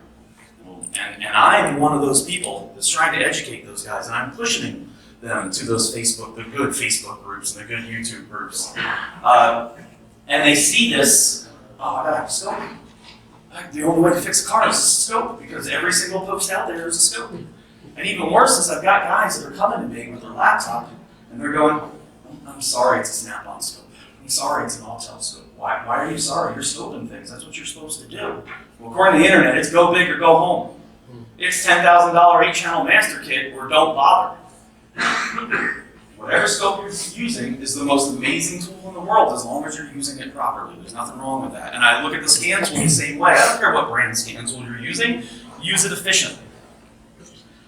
The other problem I run into, and I was talking to a dealer technician just a couple weeks ago, and he said to me, yeah, I know I don't use scan tool as much as I should, but I feel like the manufacturer that I work for went from 50 to 500 data pins overnight. He's not entirely wrong. He only works for one manufacturer. He should know. He should know those. What do we work on? Everything. And every manufacturer went from 50 to 500 or more data pins. It's impossible to keep up with it. I'm spoiled. I travel all over the country on a ton of rental cars. My scan tool's hooked up to every single one, and every single car I'm going, I don't know what that is. Never seen that before, but I'm saving that and I'm researching that information.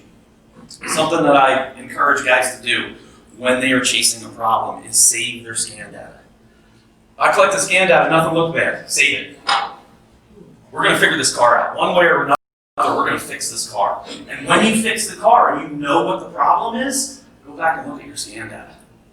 Suddenly, oh, all the scan data is perfectly good. And you go, oh wow, I know it's a cam phaser, and now I see in the scan data what it was. The next car that comes in with that problem, think we can catch it a little quicker this time? You know what information to look for. It's not the 90s. We're not looking at scan data on a Snap-on brick anymore. There's a lot of good information. Have I had a scan tool lie to me and burn me? Absolutely. Every single person in here, including my good friends who love scopes, are thinking, I know that one time I got burnt and the scope was the only way to fix it. Yes, it happens. But what is the tool we reach for more than anything else? Scan tool. Not you, Tom. I know what you reach for.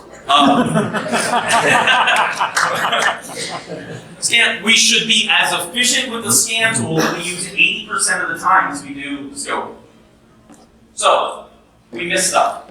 We don't even know that data is there. This 2017 Subaru Impreza, I am collecting information for an air conditioning class, and I am doing a terrible job at it. I'm so glad Jim was laughing at that, because there was only one person in the whole room that should get that joke. But I'm looking through the scan data, and there's a whole lot of data I've never seen before. I'm not a Subaru tech, and if there are some Subaru specialists in here, maybe you can clear up some things for me. But one thing jumped out at me. Number of cleaning executions for VVT self-recovery. This is not a Subaru-only strategy. I know other manufacturers do this. If the VVT system is commanded to move and it doesn't, PCM doesn't see it move, hammers the oil control valve on and off. Literally tries to knock the phasers loose, knock the sludge or glitter or screen, whatever it may be out. I know Toyota does that. I know some other manufacturers do that. This is the first time I've ever seen a counter for it.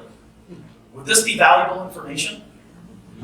What if a car comes in with a cam crank correlation or a VVT code? And I know this data is here, and I look at it and it's zeros. If it's zeros, it means this PCM has never been able to recover. Something went out, or the PCM thinks something went out, and it couldn't get it back. Maybe I'm looking at a hard fault. Maybe. Has anybody seen this counter in any other manufacturer? What if the car comes in with cam crank correlation VVT codes of some type, and I look, and those numbers are other than zero?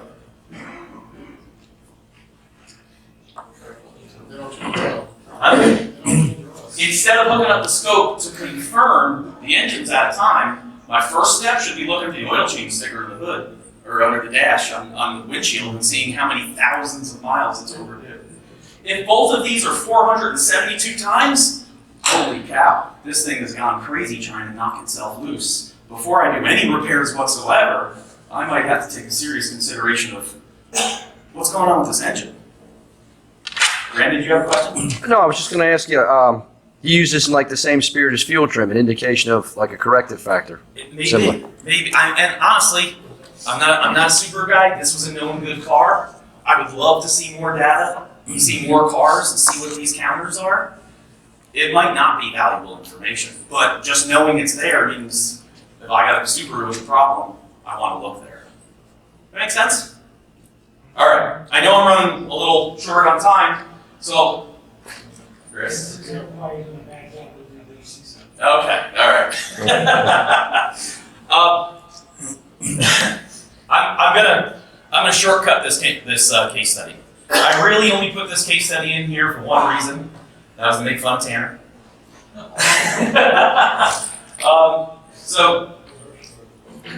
No, I'm not going to make fun of Tanner's abilities. He fixed the car. He put up a waveform in one of our chat groups and said, "Man, what a pain in the butt getting this waveform." Couldn't reach. Because the module's in the trunk. So we all asked the obvious question: who gave you the boost to get into the trunk? I knew it. I knew it. You sure? But no, I've got to shortcut this one a little bit. It was a fueling issue. I believe it was a fuel trim code of some type, or maybe a drivability issue, fuel-related drivability issue. What's scoped up there is the fuel pump command signal. what the PCM sends to the fuel pump driver module to tell it what to do. I have looked through multiple Fords, not just this Fusion. I've looked through a bunch of different Fords for fuel-related codes. Ford, in their pinpoint tests, directs you to look at the fuel pump command signal. That's why Tanner was scoping it. We need to know what's the PCM telling the fuel pump driver module. Now, luckily, I get to do some classes on a whole lot of different subjects, and this information is in one of our classes, in our GDI class, and in, I think, our Ford EcoBoost class. So I knew there was more information than just this. We're not going to go through the numbers. It is make, model, engine specific, but there is a certain signal that the PCM can send to the fuel pump driver module. What Ford almost never mentions, or at least I haven't run into, maybe some other people have, is the fuel pump monitor signal. That is the fuel pump driver module telling the PCM what's going on. Hey, I got you, I'm doing what you ask. The invalid signal, what I call the what you're talking about, Willis, code, or fuel pump driver module can say, I see a problem with the fuel pump. The car is in your bay and it is crank no start. Yes, we're probably going to hook up the scope. We're probably going to look at some other stuff. But write on your scan data, fuel pump command to the fuel pump driver module and the response the driver module is making. If the car is in an accident, the car came from the body shop, there's a very specific code as to, hey, the restraint control module told the PCM to tell the PCM to tell the fuel pump to drive, to shut off. That might be valuable information to see from the driver's seat. All right. I took it easy on Tanner. My last thing, I'll try to make this one really quick.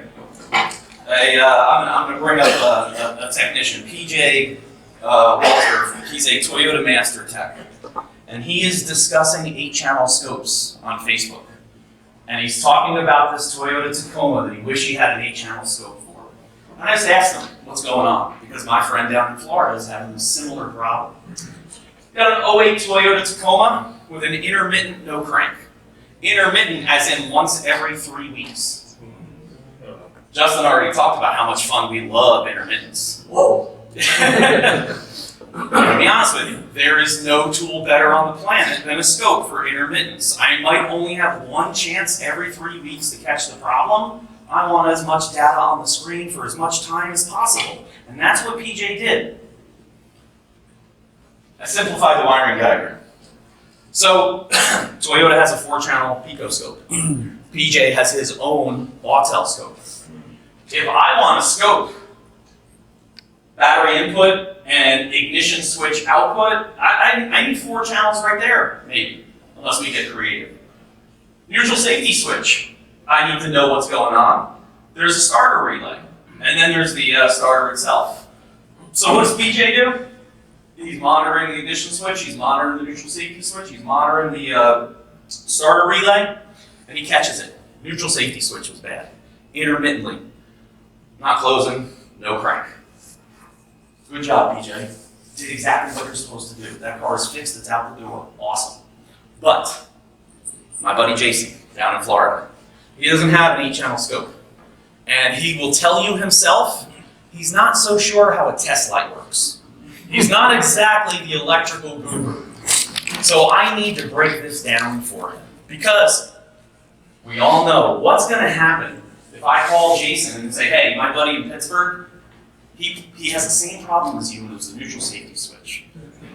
Let's shotgun some parts. Let's cross our fingers and hope that silver bullet is good. I don't help Jason if I give him a silver bullet. I want to direct him to the problem. I want to, even if he's just using a test light, I want to give him some information. Hey, looking for the purple and blue wires. Grab the engine over. When it happens, here's what we should see. So as I'm analyzing this wiring diagram, something jumps out at me. PCM's involved. It should be. It needs to know the car is turning over. But what's the PCM seeing? Both sides. Both sides of the neutral safety switch. The terminals are labeled NSW and STA. Now, the Japanese seem to have a different word for everything. But I'm guessing here, NSW is neutral safety switch. STA would be start, right?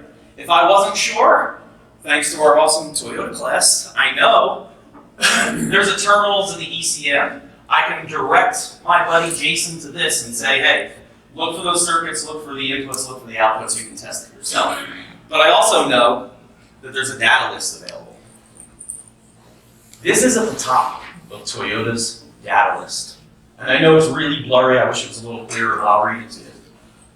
By reading the data list displayed on an intelligent tester, you can check values, including those of switches, sensors, and actuators without removing any parts.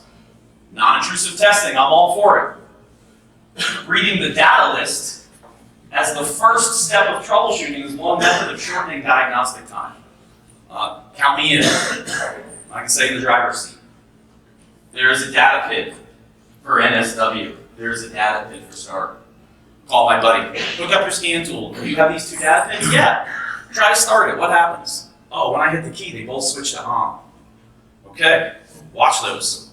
So, eventually he caught it. But, let's think now. Eventually it acts up. I hit that key. NSW and STA both say off. Neither of them ever go to on. Where's the direction for my problem? Ignition switch. I don't know it's the ignition switch, but I have a direction for where I need to go with the rest of my testing. If NSW goes to on and STA stays to off, where's the most likely problem? There's your safety switch. Again, I don't know what's wrong with the car from the driver's seat, but I got a really good idea where I'm going. He calls me 2 weeks later. He goes, well, that was a waste of time. Oh, crap, what happened? It finally acted up. It's acting up right now. Every time I hit the key, they both go to on. Is that a waste of time? Where's our problem? Further on down. Now, it already got an advanced starter. When that didn't fix it, it got a World Pack starter. And when that didn't fix it, it got a Toyota starter. I don't think we got 3 bad starters. What is the most likely point? The relay. The relay. And that's what it was. Relay contacts every once in a while wouldn't close properly.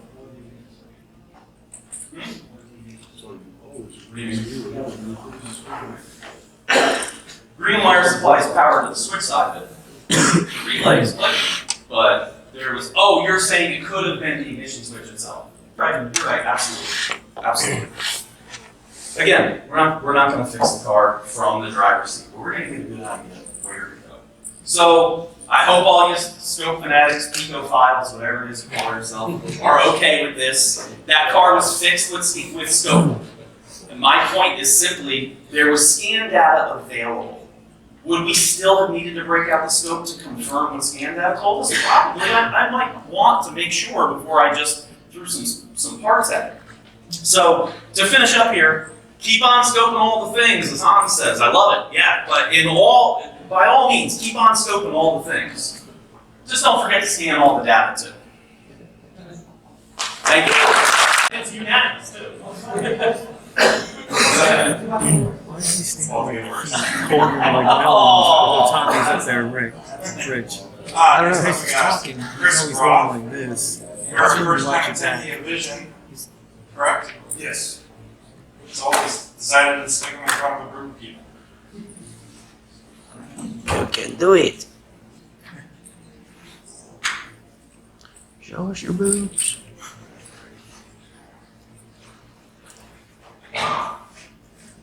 All right, so we're going to be going over critical reading and analysis of service information, which is a whole lot of fun, right? Everybody likes sitting there reading through pages upon pages of service information. Thankfully, everybody before me has done an amazing job of filling in all the gaps I was worried about. So we're going to go backwards a little bit. So what is critical reading? Basically, we sit there, we evaluate our text, we identify any good parts, any things that we like, what it's strong in, we find what we're missing. From there, we look at the overall big picture. We're basically scrolling through it real fast, trying to find, is it telling me what I think I need to know? Is it telling me anything I do need to know? What am I missing? We all know some data, Mitchell, even OEM. Depending on what's going on, it may give you everything you could ever need, it may give you nothing. It's hard to say. So there's a few different steps. As you start to do this more and more and more, you'll find you do it automatically. So you start out with non-clinical reading. What's actually on the paper? A lot of times it's a bunch of engineering mumbo jumbo that doesn't make a whole lot of sense for what you're trying to do. Then you reread and you kind of skim. What I do is I go through, I look for any data bids, any information that's giving me a number, an acronym, something to help me narrow down these systems.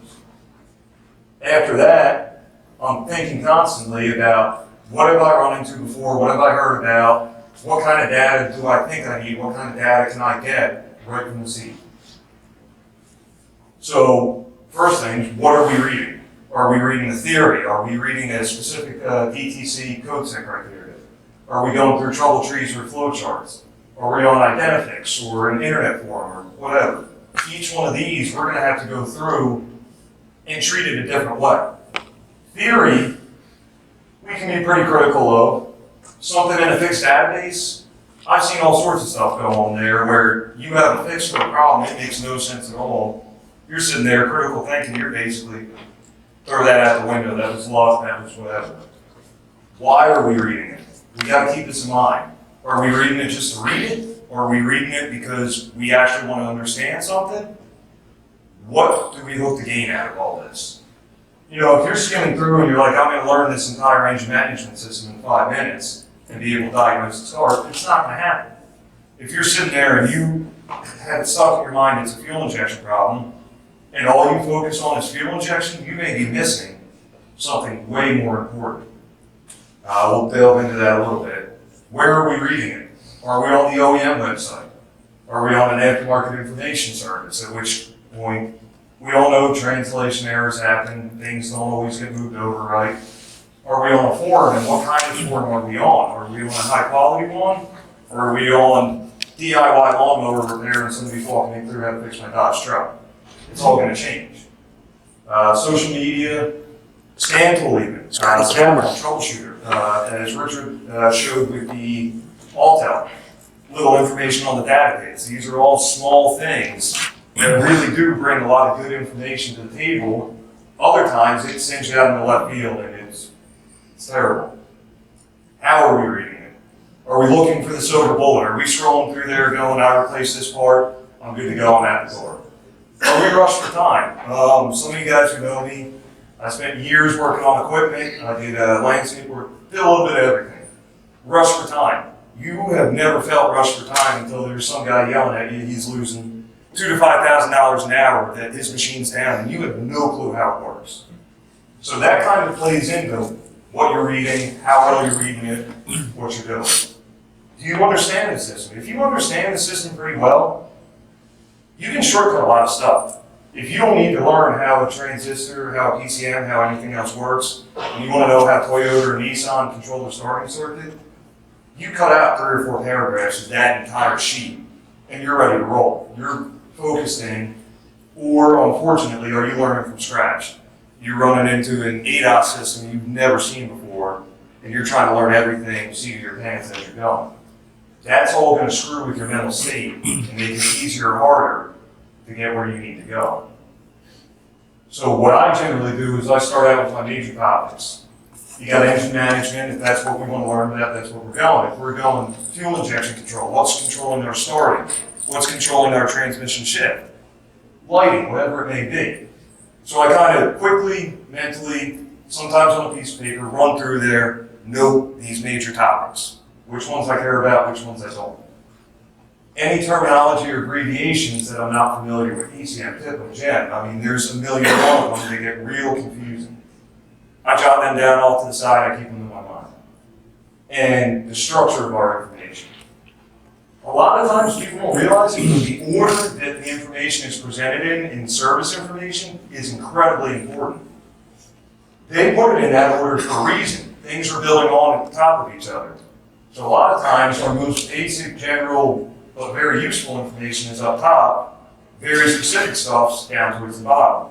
If we know where we're going, we can quickly shortcut, get through a lot of that information a lot faster. I run into this a lot. Is it all available in one spot? Or do I have to jump around to 6 different sections of the manual to try to piece together what I want to do? And do these locations make sense? When I say that, what I'm really thinking about is, actually, we'll go to ADOS a little bit. How many people are going to sit there and think that, you know, something like a touchscreen or an airbag is going to throw off an ADOS system? Maybe, maybe not. Why are we finding certain bits of information on the system in something that's seemingly unrelated? That's why we're kind of working in the back of our minds thinking, there's a reason the manufacturer's putting this information in here. It may be in a transmission system, it may be in an ADOS system, it may be in an engine control. There's a reason, even though it's seemingly unrelated, it's being put there. So they may not always tell us that, but we gotta keep that in mind. As far as is the structure useful to our personal needs, that comes down to honestly critically analyzing your own service information. I like all data. I use all data, I use Mitchell, I use OE. It all depends on what I'm doing at the time. If Mitchell's not giving me what I want to do, I'm not going to waste my time with it. I'm going to bounce out to something else and find what I need the fastest I can. And for people who don't have multiple information sources, you need to be doing the same thing. Whatever works best for you and allows you to find the most useful information quickest, that's what you need to use. Don't waste your time trying to, because this guy uses this, that's what we have to use. Nobody's going to be familiar with all OE service information structures. Nobody's going to know Mitchell and all that 100%. So use what works for you. A couple tools and techniques. I do notebook, paper and pen, whiteboard, grain, scribble it on the sidewalk and chalk, or whatever you got to do to keep track of your thoughts and keep track of where you're going with it. I can't tell you how many times I jumped into something, started testing, started reading about it, and I backtracked and did the same test 5 or 6 times different ways because I wasn't keeping track of my stuff. So there's a few ways, mind mapping, drawing a diagram out.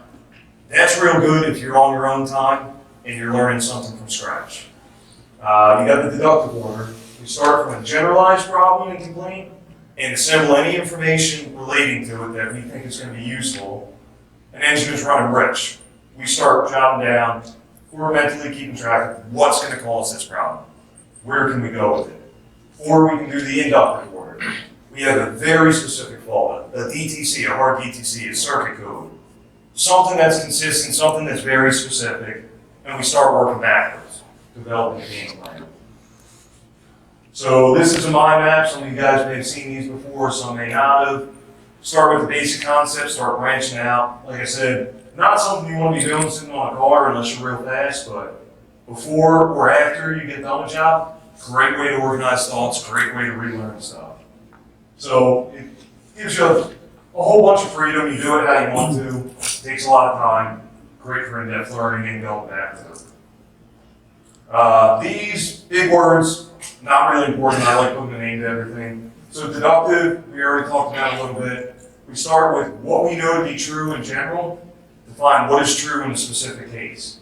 As Jim, Brandon, and a bunch of others have said, 85% of what occurs on a vehicle happens on everything.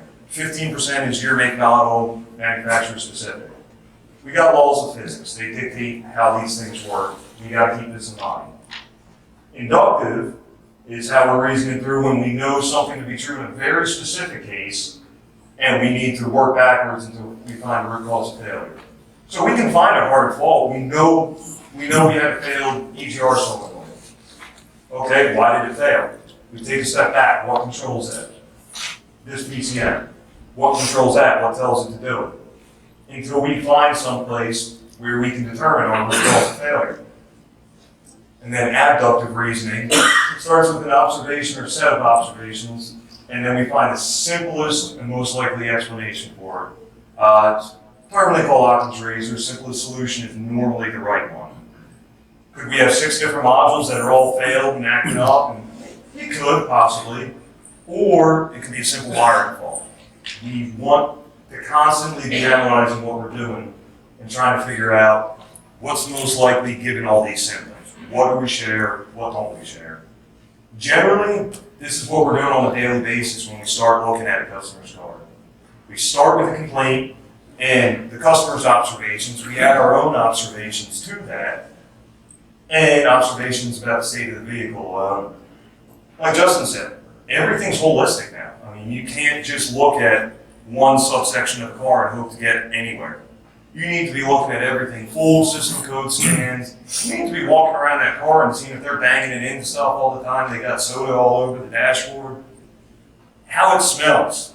The fact that they got dog poo on the front seat. That's probably going to give you a good indication down the line. It's somewhere you may want to go. I've run into that.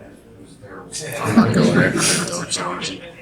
So, one of the things is scan data, or learning in general. We'll kind of bounce through both of them. Richard did an excellent job of covering all that.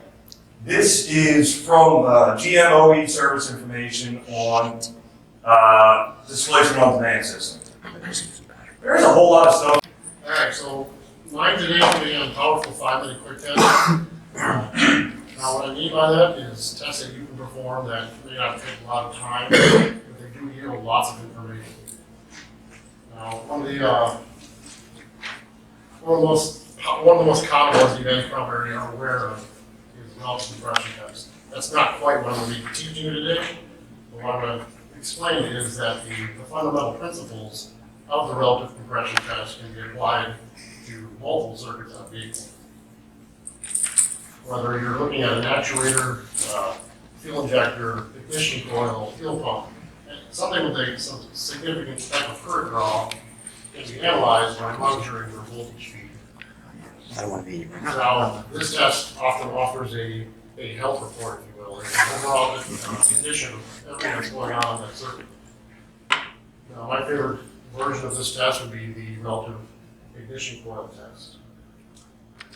Now, let's say we had a customer's car comes in and they're complaining about a cylinder 3 misfire. We go ahead and pull the vehicle in. This thing is running rough. I can feel a dead misfire. It's pretty obvious. We scan the vehicle and there's a P0303 cylinder 3 misfire. Now let's fast forward, like Rich was saying, take the low-hanging fruit first. Let's say our scan data analysis has led us to believe that we have an ignition-related misfire. Well, we need to do that testing on it to make sure that that's what's going on. Now, the first thing that I like to do is, like I was explaining, is the relative ignition coil test. And to do that, we're going to first thing we're going to do is find the common wire on the ignition coils. Most coil plug systems have a common wire. The common wire on this specific vehicle is the red wire. There is a red wire on every single one of these coils, and every one of those coils has the same feed to them. And knowing that, each one of those coils should have the same effect on that circuit. Now that I know that, it may not be necessary to consult a wiring diagram. That in itself is a time saver. Now, it doesn't matter which coil that we're going to sample this capture from. We can choose any one. A lot of times there's a big, ugly plastic manifold on top of the engine, and we may not be able to access all the coils, especially the coil that may be the suspect cylinder. So as long as I can find one, I can sample that circuit and analyze the condition of all the coils. Let's go ahead and make our connection. We're going to sample the voltage feed to the ignition coil and see what's going on. We're going to relay form that looks like this. You might be asking yourself,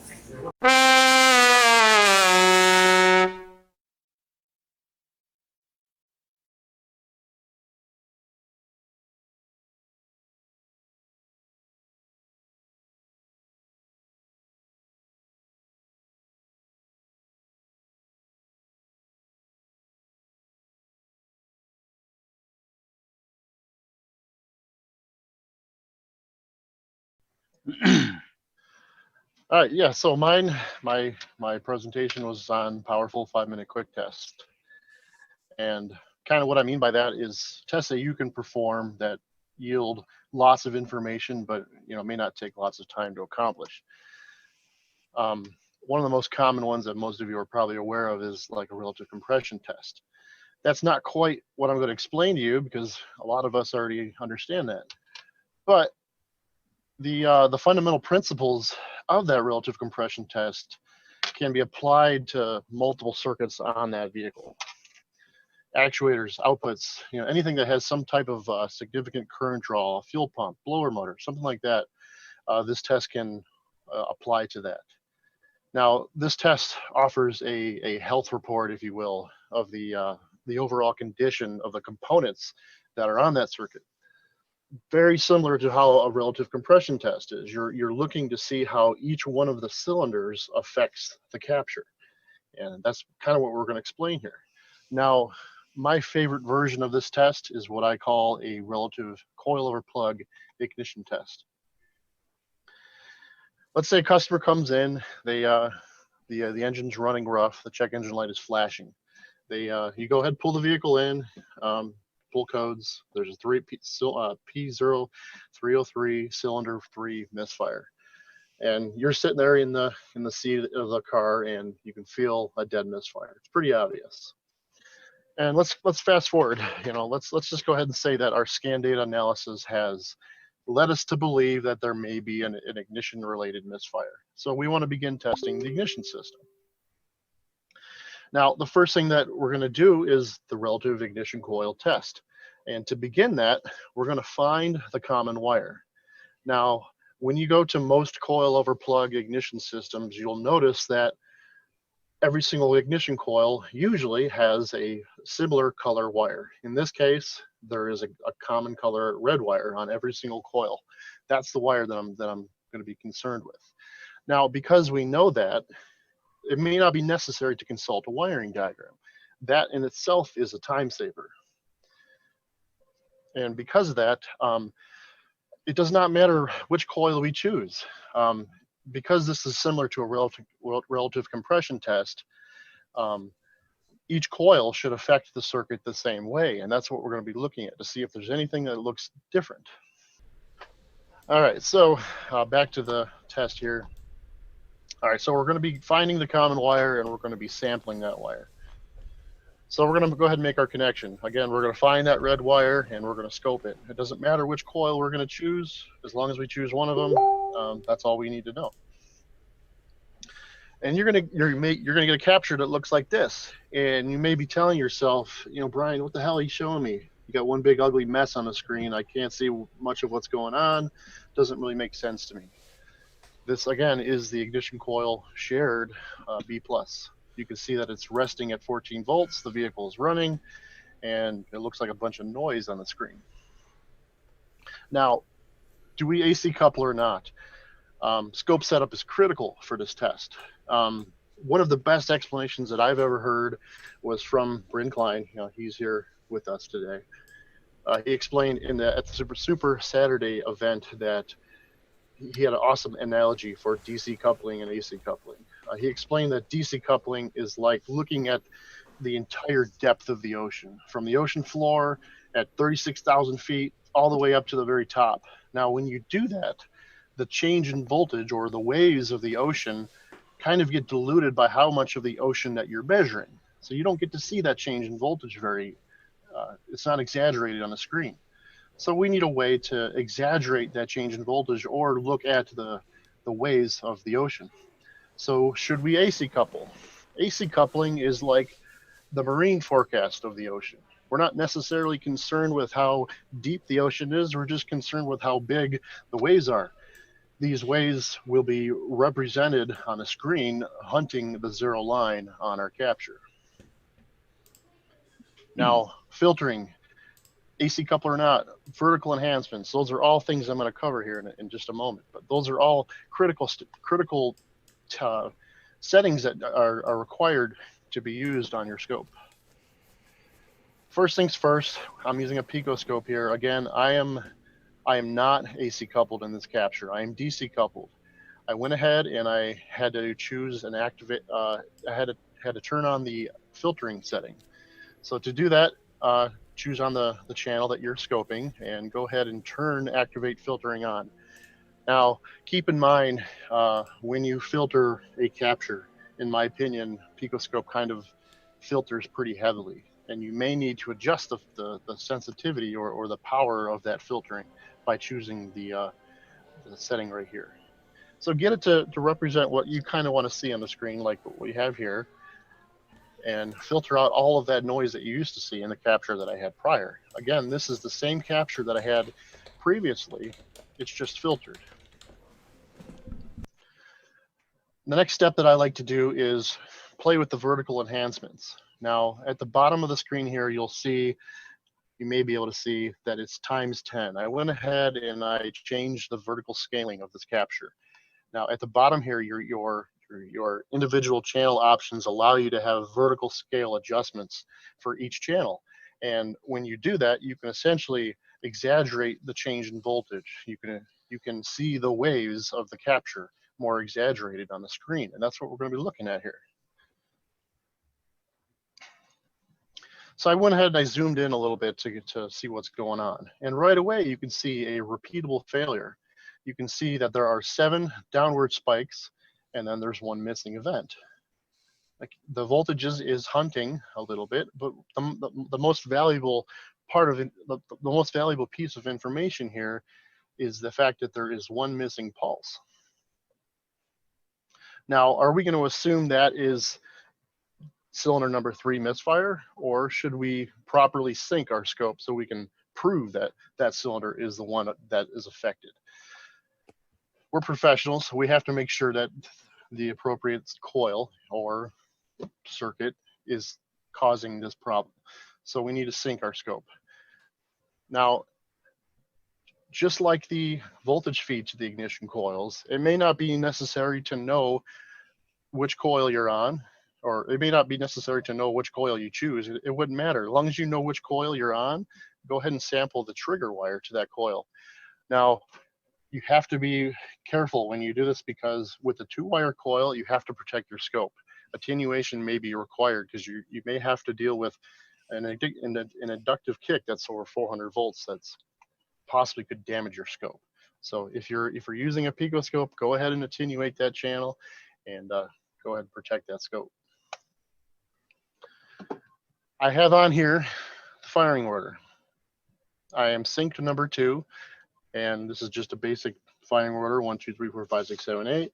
And sure enough, number 3 is missing.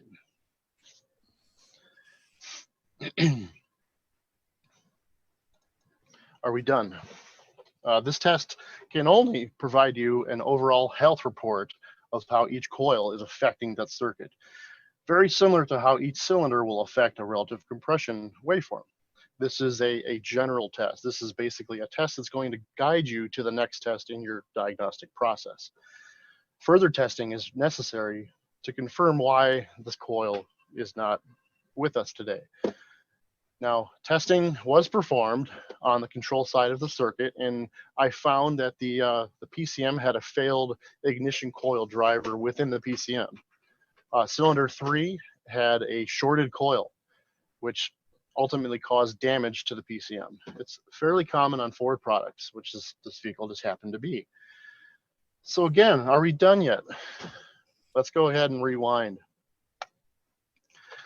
The waveform, I went ahead and inverted to simulate a low amperage current draw that you would normally do to an ignition coil. Now, those of you that have low amped ignition coil, is there anything that you see on the screen of value? Chris, anybody? I see all kinds of good stuff, but I would like to backtrack a little bit if you could. Sure. You glossed right over that you inverted it, and you can see what looks to be an amp clamp reading. Why is that? Why is that, Brian? Because amperage and voltage work hand in hand. When you have an actual load on the circuit, the voltage feed will be affected as well. They work hand in hand.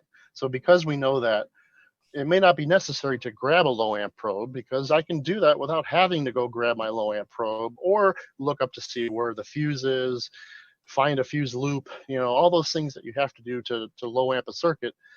It can be kind of time consuming to do that. Now, So are you saying you're using Ohm's law to your advantage right here? Absolutely.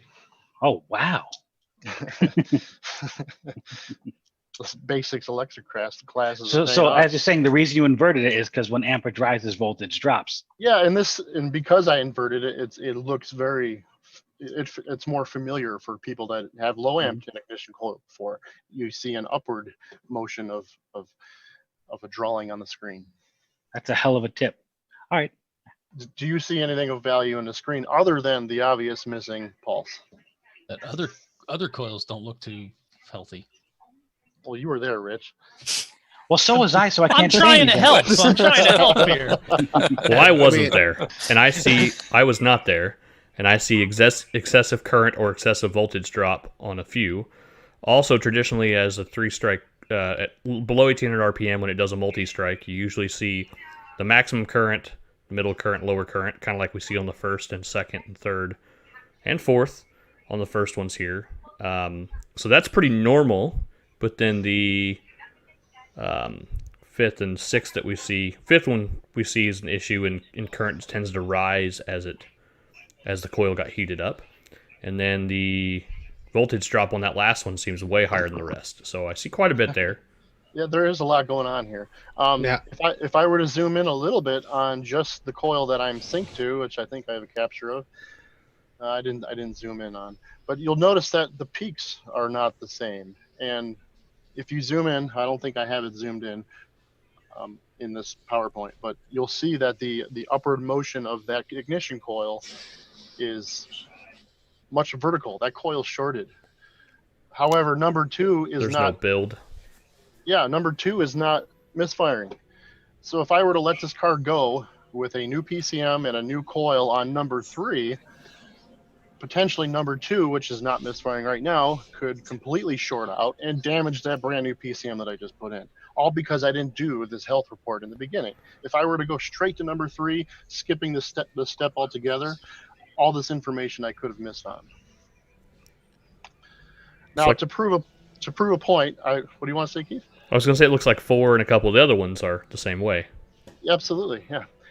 To prove a point of this test being valid, I went ahead and I looked up a wiring diagram to figure out which fuse I needed to low amp the ignition coils. It's a Ford product, so of course the fuse block is not labeled, and I went ahead and found my low amp loop, which I love, from AES Wave. Went ahead and grabbed my low amp probe, clamped my fuse loop, zeroed my probe, set up the scope, all that, and then I get a capture that looks like this. Again, this is more zoomed in. You can see on the right side of the screen here, the upward motion of this coil is. Oh yeah. It's a bad coil. It's not misfiring, but it's a bad coil. Kind of awesome. Yeah. So really cool if you have like a 1-channel scope and you only got one test you could do. Sure. And like I said, this is a health report. We're looking at the overall condition of how each one of the ignition coils affects that circuit. They all should be affecting it pretty much the same way. And that's what I'm hoping to see. Awesome. Now to wrap up, find a common wire, set up your scope to the appropriate coupling settings. If you're using a snap-on scope, I forgot to say this in the beginning, but go ahead and AC couple your scope. If you're using a pico scope, because of the vertical scale adjustments that you can do, it may not be necessary to AC couple your scope. You still can, but because you have those vertical enhancements, you can still maintain the DC component of the waveform while still being able to exaggerate the change in voltage to make this test possible. Go ahead and acquire your signal, manipulate the waveform if you need, analyze. And what I mean by analyze is don't look at the first thing you see. We saw there was a missing event, but go ahead and look at everybody else. Again, this is a health report. Let's just say you're having a party and all your friends are there, and you want to make sure everybody's having a good time. Go to all your friends, say, "Hey, how you doing? I know you're here, but are you doing all right?" That's kind of what this test is. You're making sure everybody's there, and how are they behaving? How are they doing? And then if you find any anomalies with that first capture, go ahead and sync at that point, and then find where those anomalies are. Really awesome test, Brian. That's like really awesome. It is. Thank you. And I'm not sure. I'd like to think that I would pick up on those shorted coils, but I'm not sure. It's a good. And I'm not suggesting you do not low amp ignition coils. I'm just saying that this test that works really well, and it's very fast. You're literally probing one wire in the very beginning. Now, if that doesn't work for you, and you're more comfortable with low amping and ignition coil, that's perfectly fine too. It just takes a little bit more time.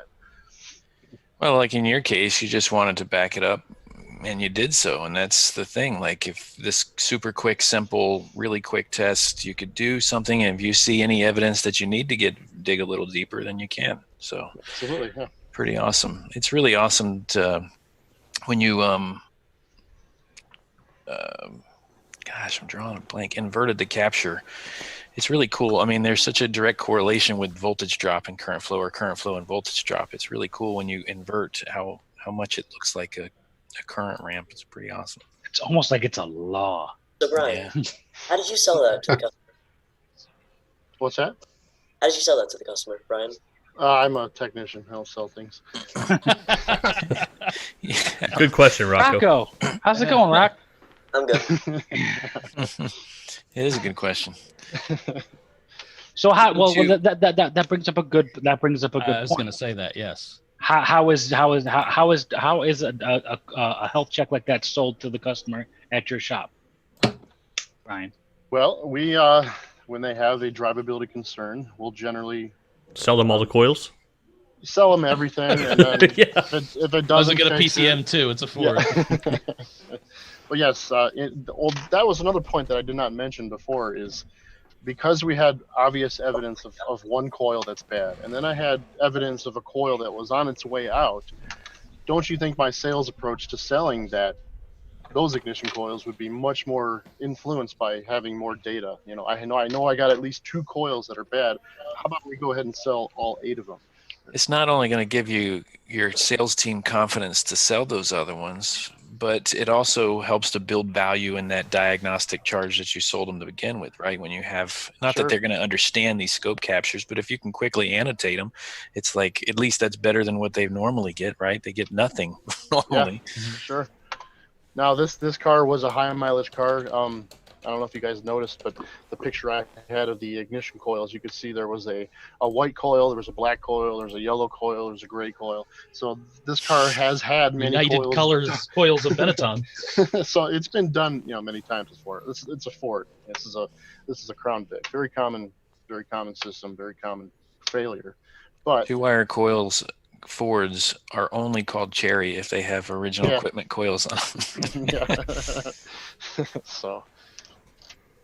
But yeah, that's my point. Is if you have one that's obviously bad, you have a second one that's on its way out. That is pretty significant leverage to do what it probably should have by replacing all of the ignition coils to make sure that we do not have another PCM driver that fails.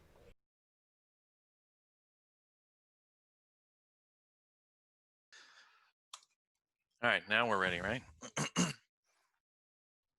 Okay. Hopefully I don't make Jim Kokonis mad this time. So this actually first came about with Wally Meridian from ATG. I've been attending his classes for probably 10 or 12 years now. And one thing he repeatedly said was, don't take my word for it, bring it back to the shop, test it, make it your own, make sure that it works the way I taught it. And I mean, there's lots of conversations from time to time there. I think that every one of us have been to a class where we heard something and we said, we were excited about it. Maybe we saw a car and we tried to apply what we thought we learned, and it didn't necessarily work the way we thought it was supposed to work. And it could be that maybe the instructor, it doesn't necessarily mean the curriculum developer made a mistake or the instructor made mistakes, although they're human beings and they can do that, obviously. It could be just the way we interpreted it, right? Maybe we interpreted it wrong. So what the point of this presentation is basically, again, to whenever you attend training, whenever you're watching a YouTube video, whenever you're reading an article, whenever you're paying attention to a thread on Facebook or Diag.net or wherever the case may be, even if it's the test tips and IETN, whatever, even in service information, right? Whenever you see something, more specifically in classes though, whenever you hear or see something, make sure that you test it and make sure it works the way you think it works. So the best way that I can explain this, or to help kind of bring this all home, is to kind of share a story from a friend of mine that this really affected him. So we'll go ahead and get started with this friend.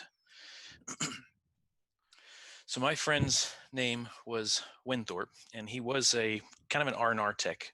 The guy lived large. He did really well for himself.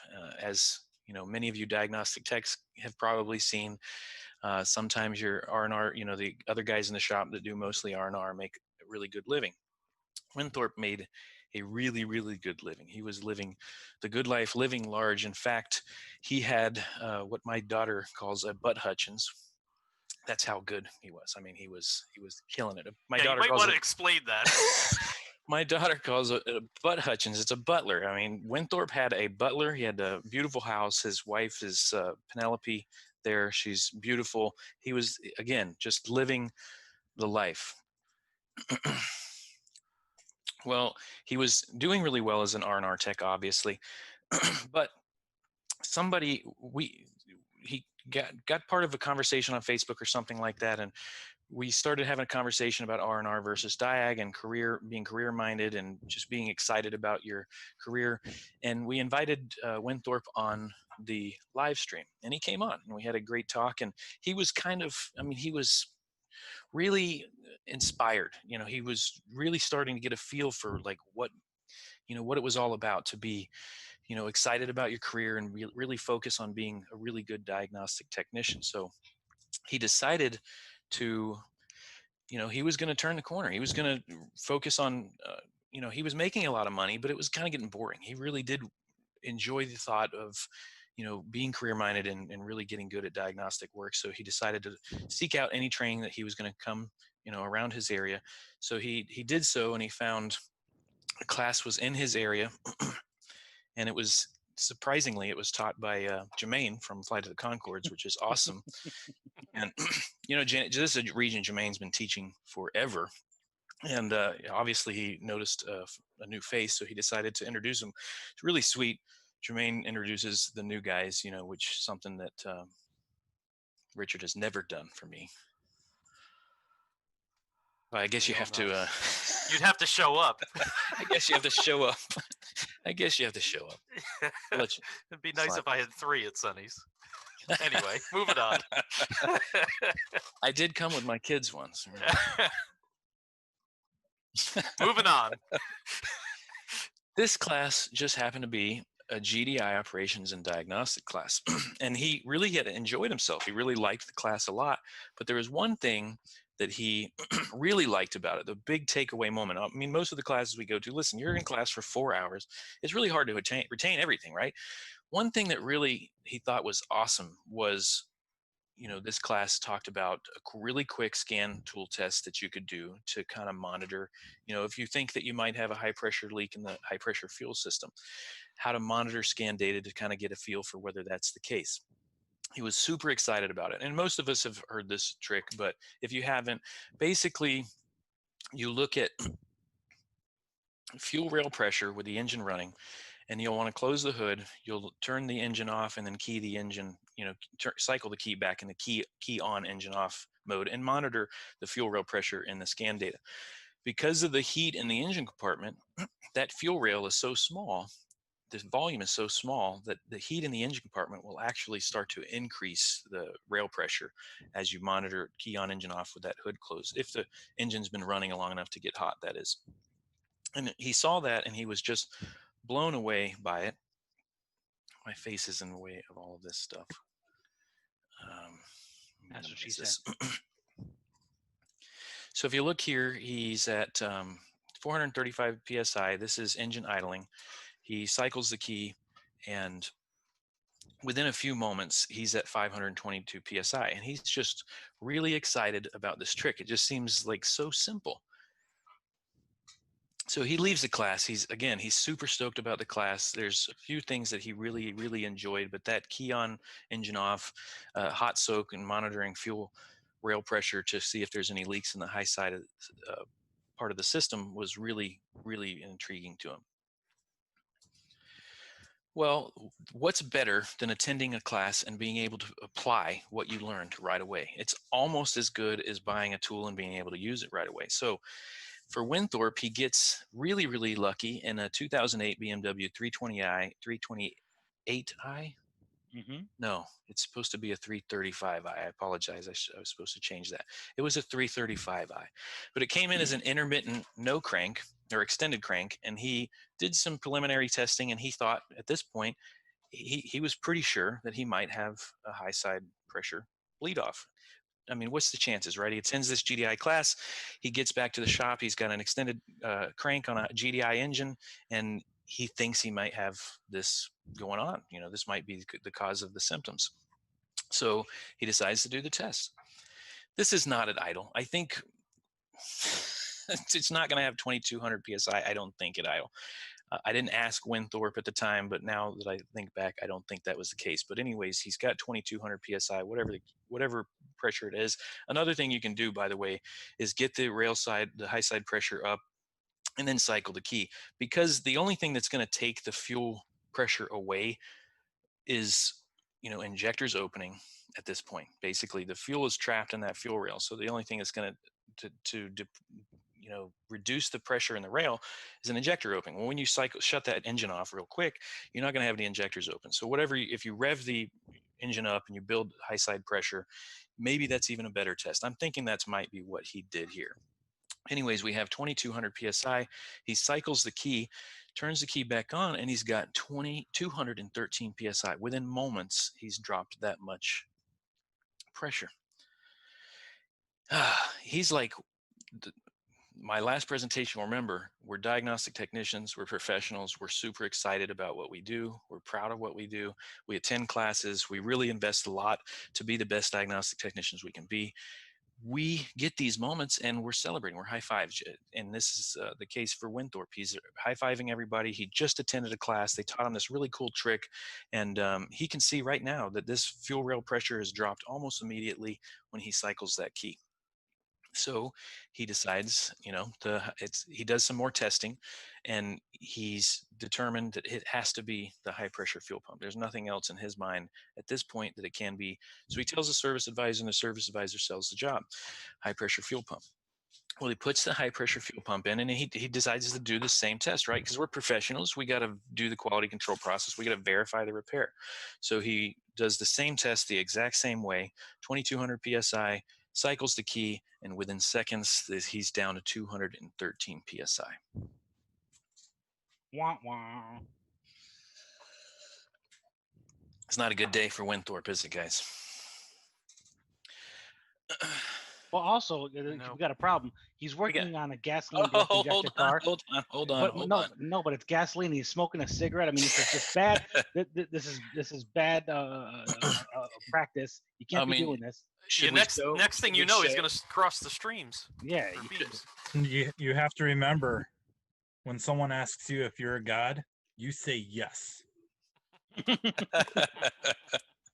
So maybe we should cue the video and show people what happens when you smoke around gasoline. Hold on. Wait a second.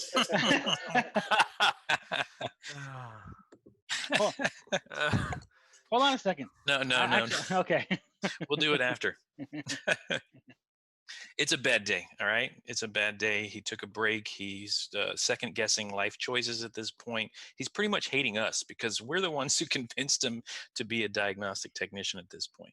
He probably would have just gone on Identifix and found the real problem for this BMW, right? No, because BMW Identifix sucks, doesn't it? Anyways, it's a bad day.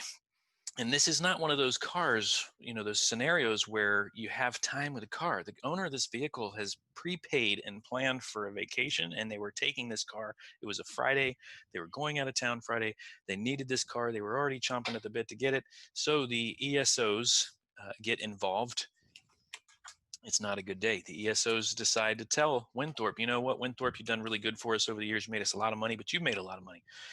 And you know what? This is a big, big mistake. You probably cost us, this client. Basically, you're going to have to find a solution. You're going to have to find a solution to this. You're going to pay up, sucker, or you're out of here. Well, Winthorpe decided, you know what? I've made a lot of money for these guys. I don't often make mistakes. Obviously, clearly I did hear something's not right. I mean, I guess he could have tried another pump, right, guys? Yes, dormant pump. He could have tried another pump, but he didn't. He decided, these ESOs, man, they're not, they don't really appreciate me, so I'm done. I'm out of here.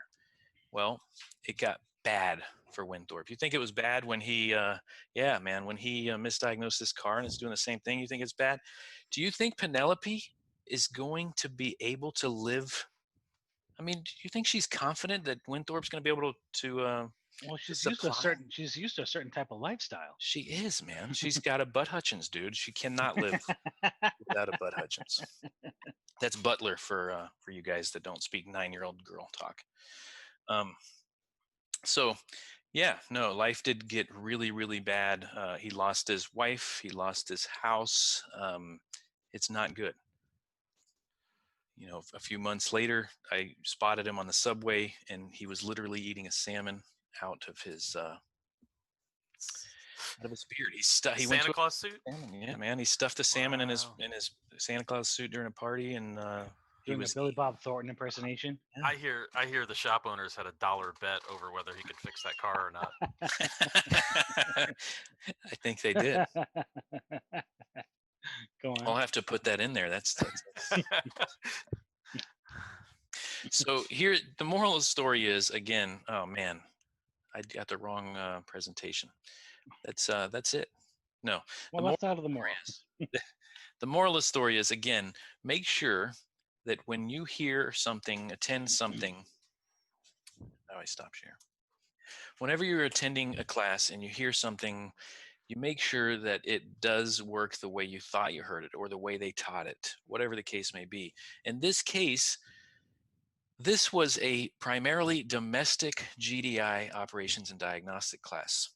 What Winthorpe didn't think about was that these tests may not apply to every vehicle.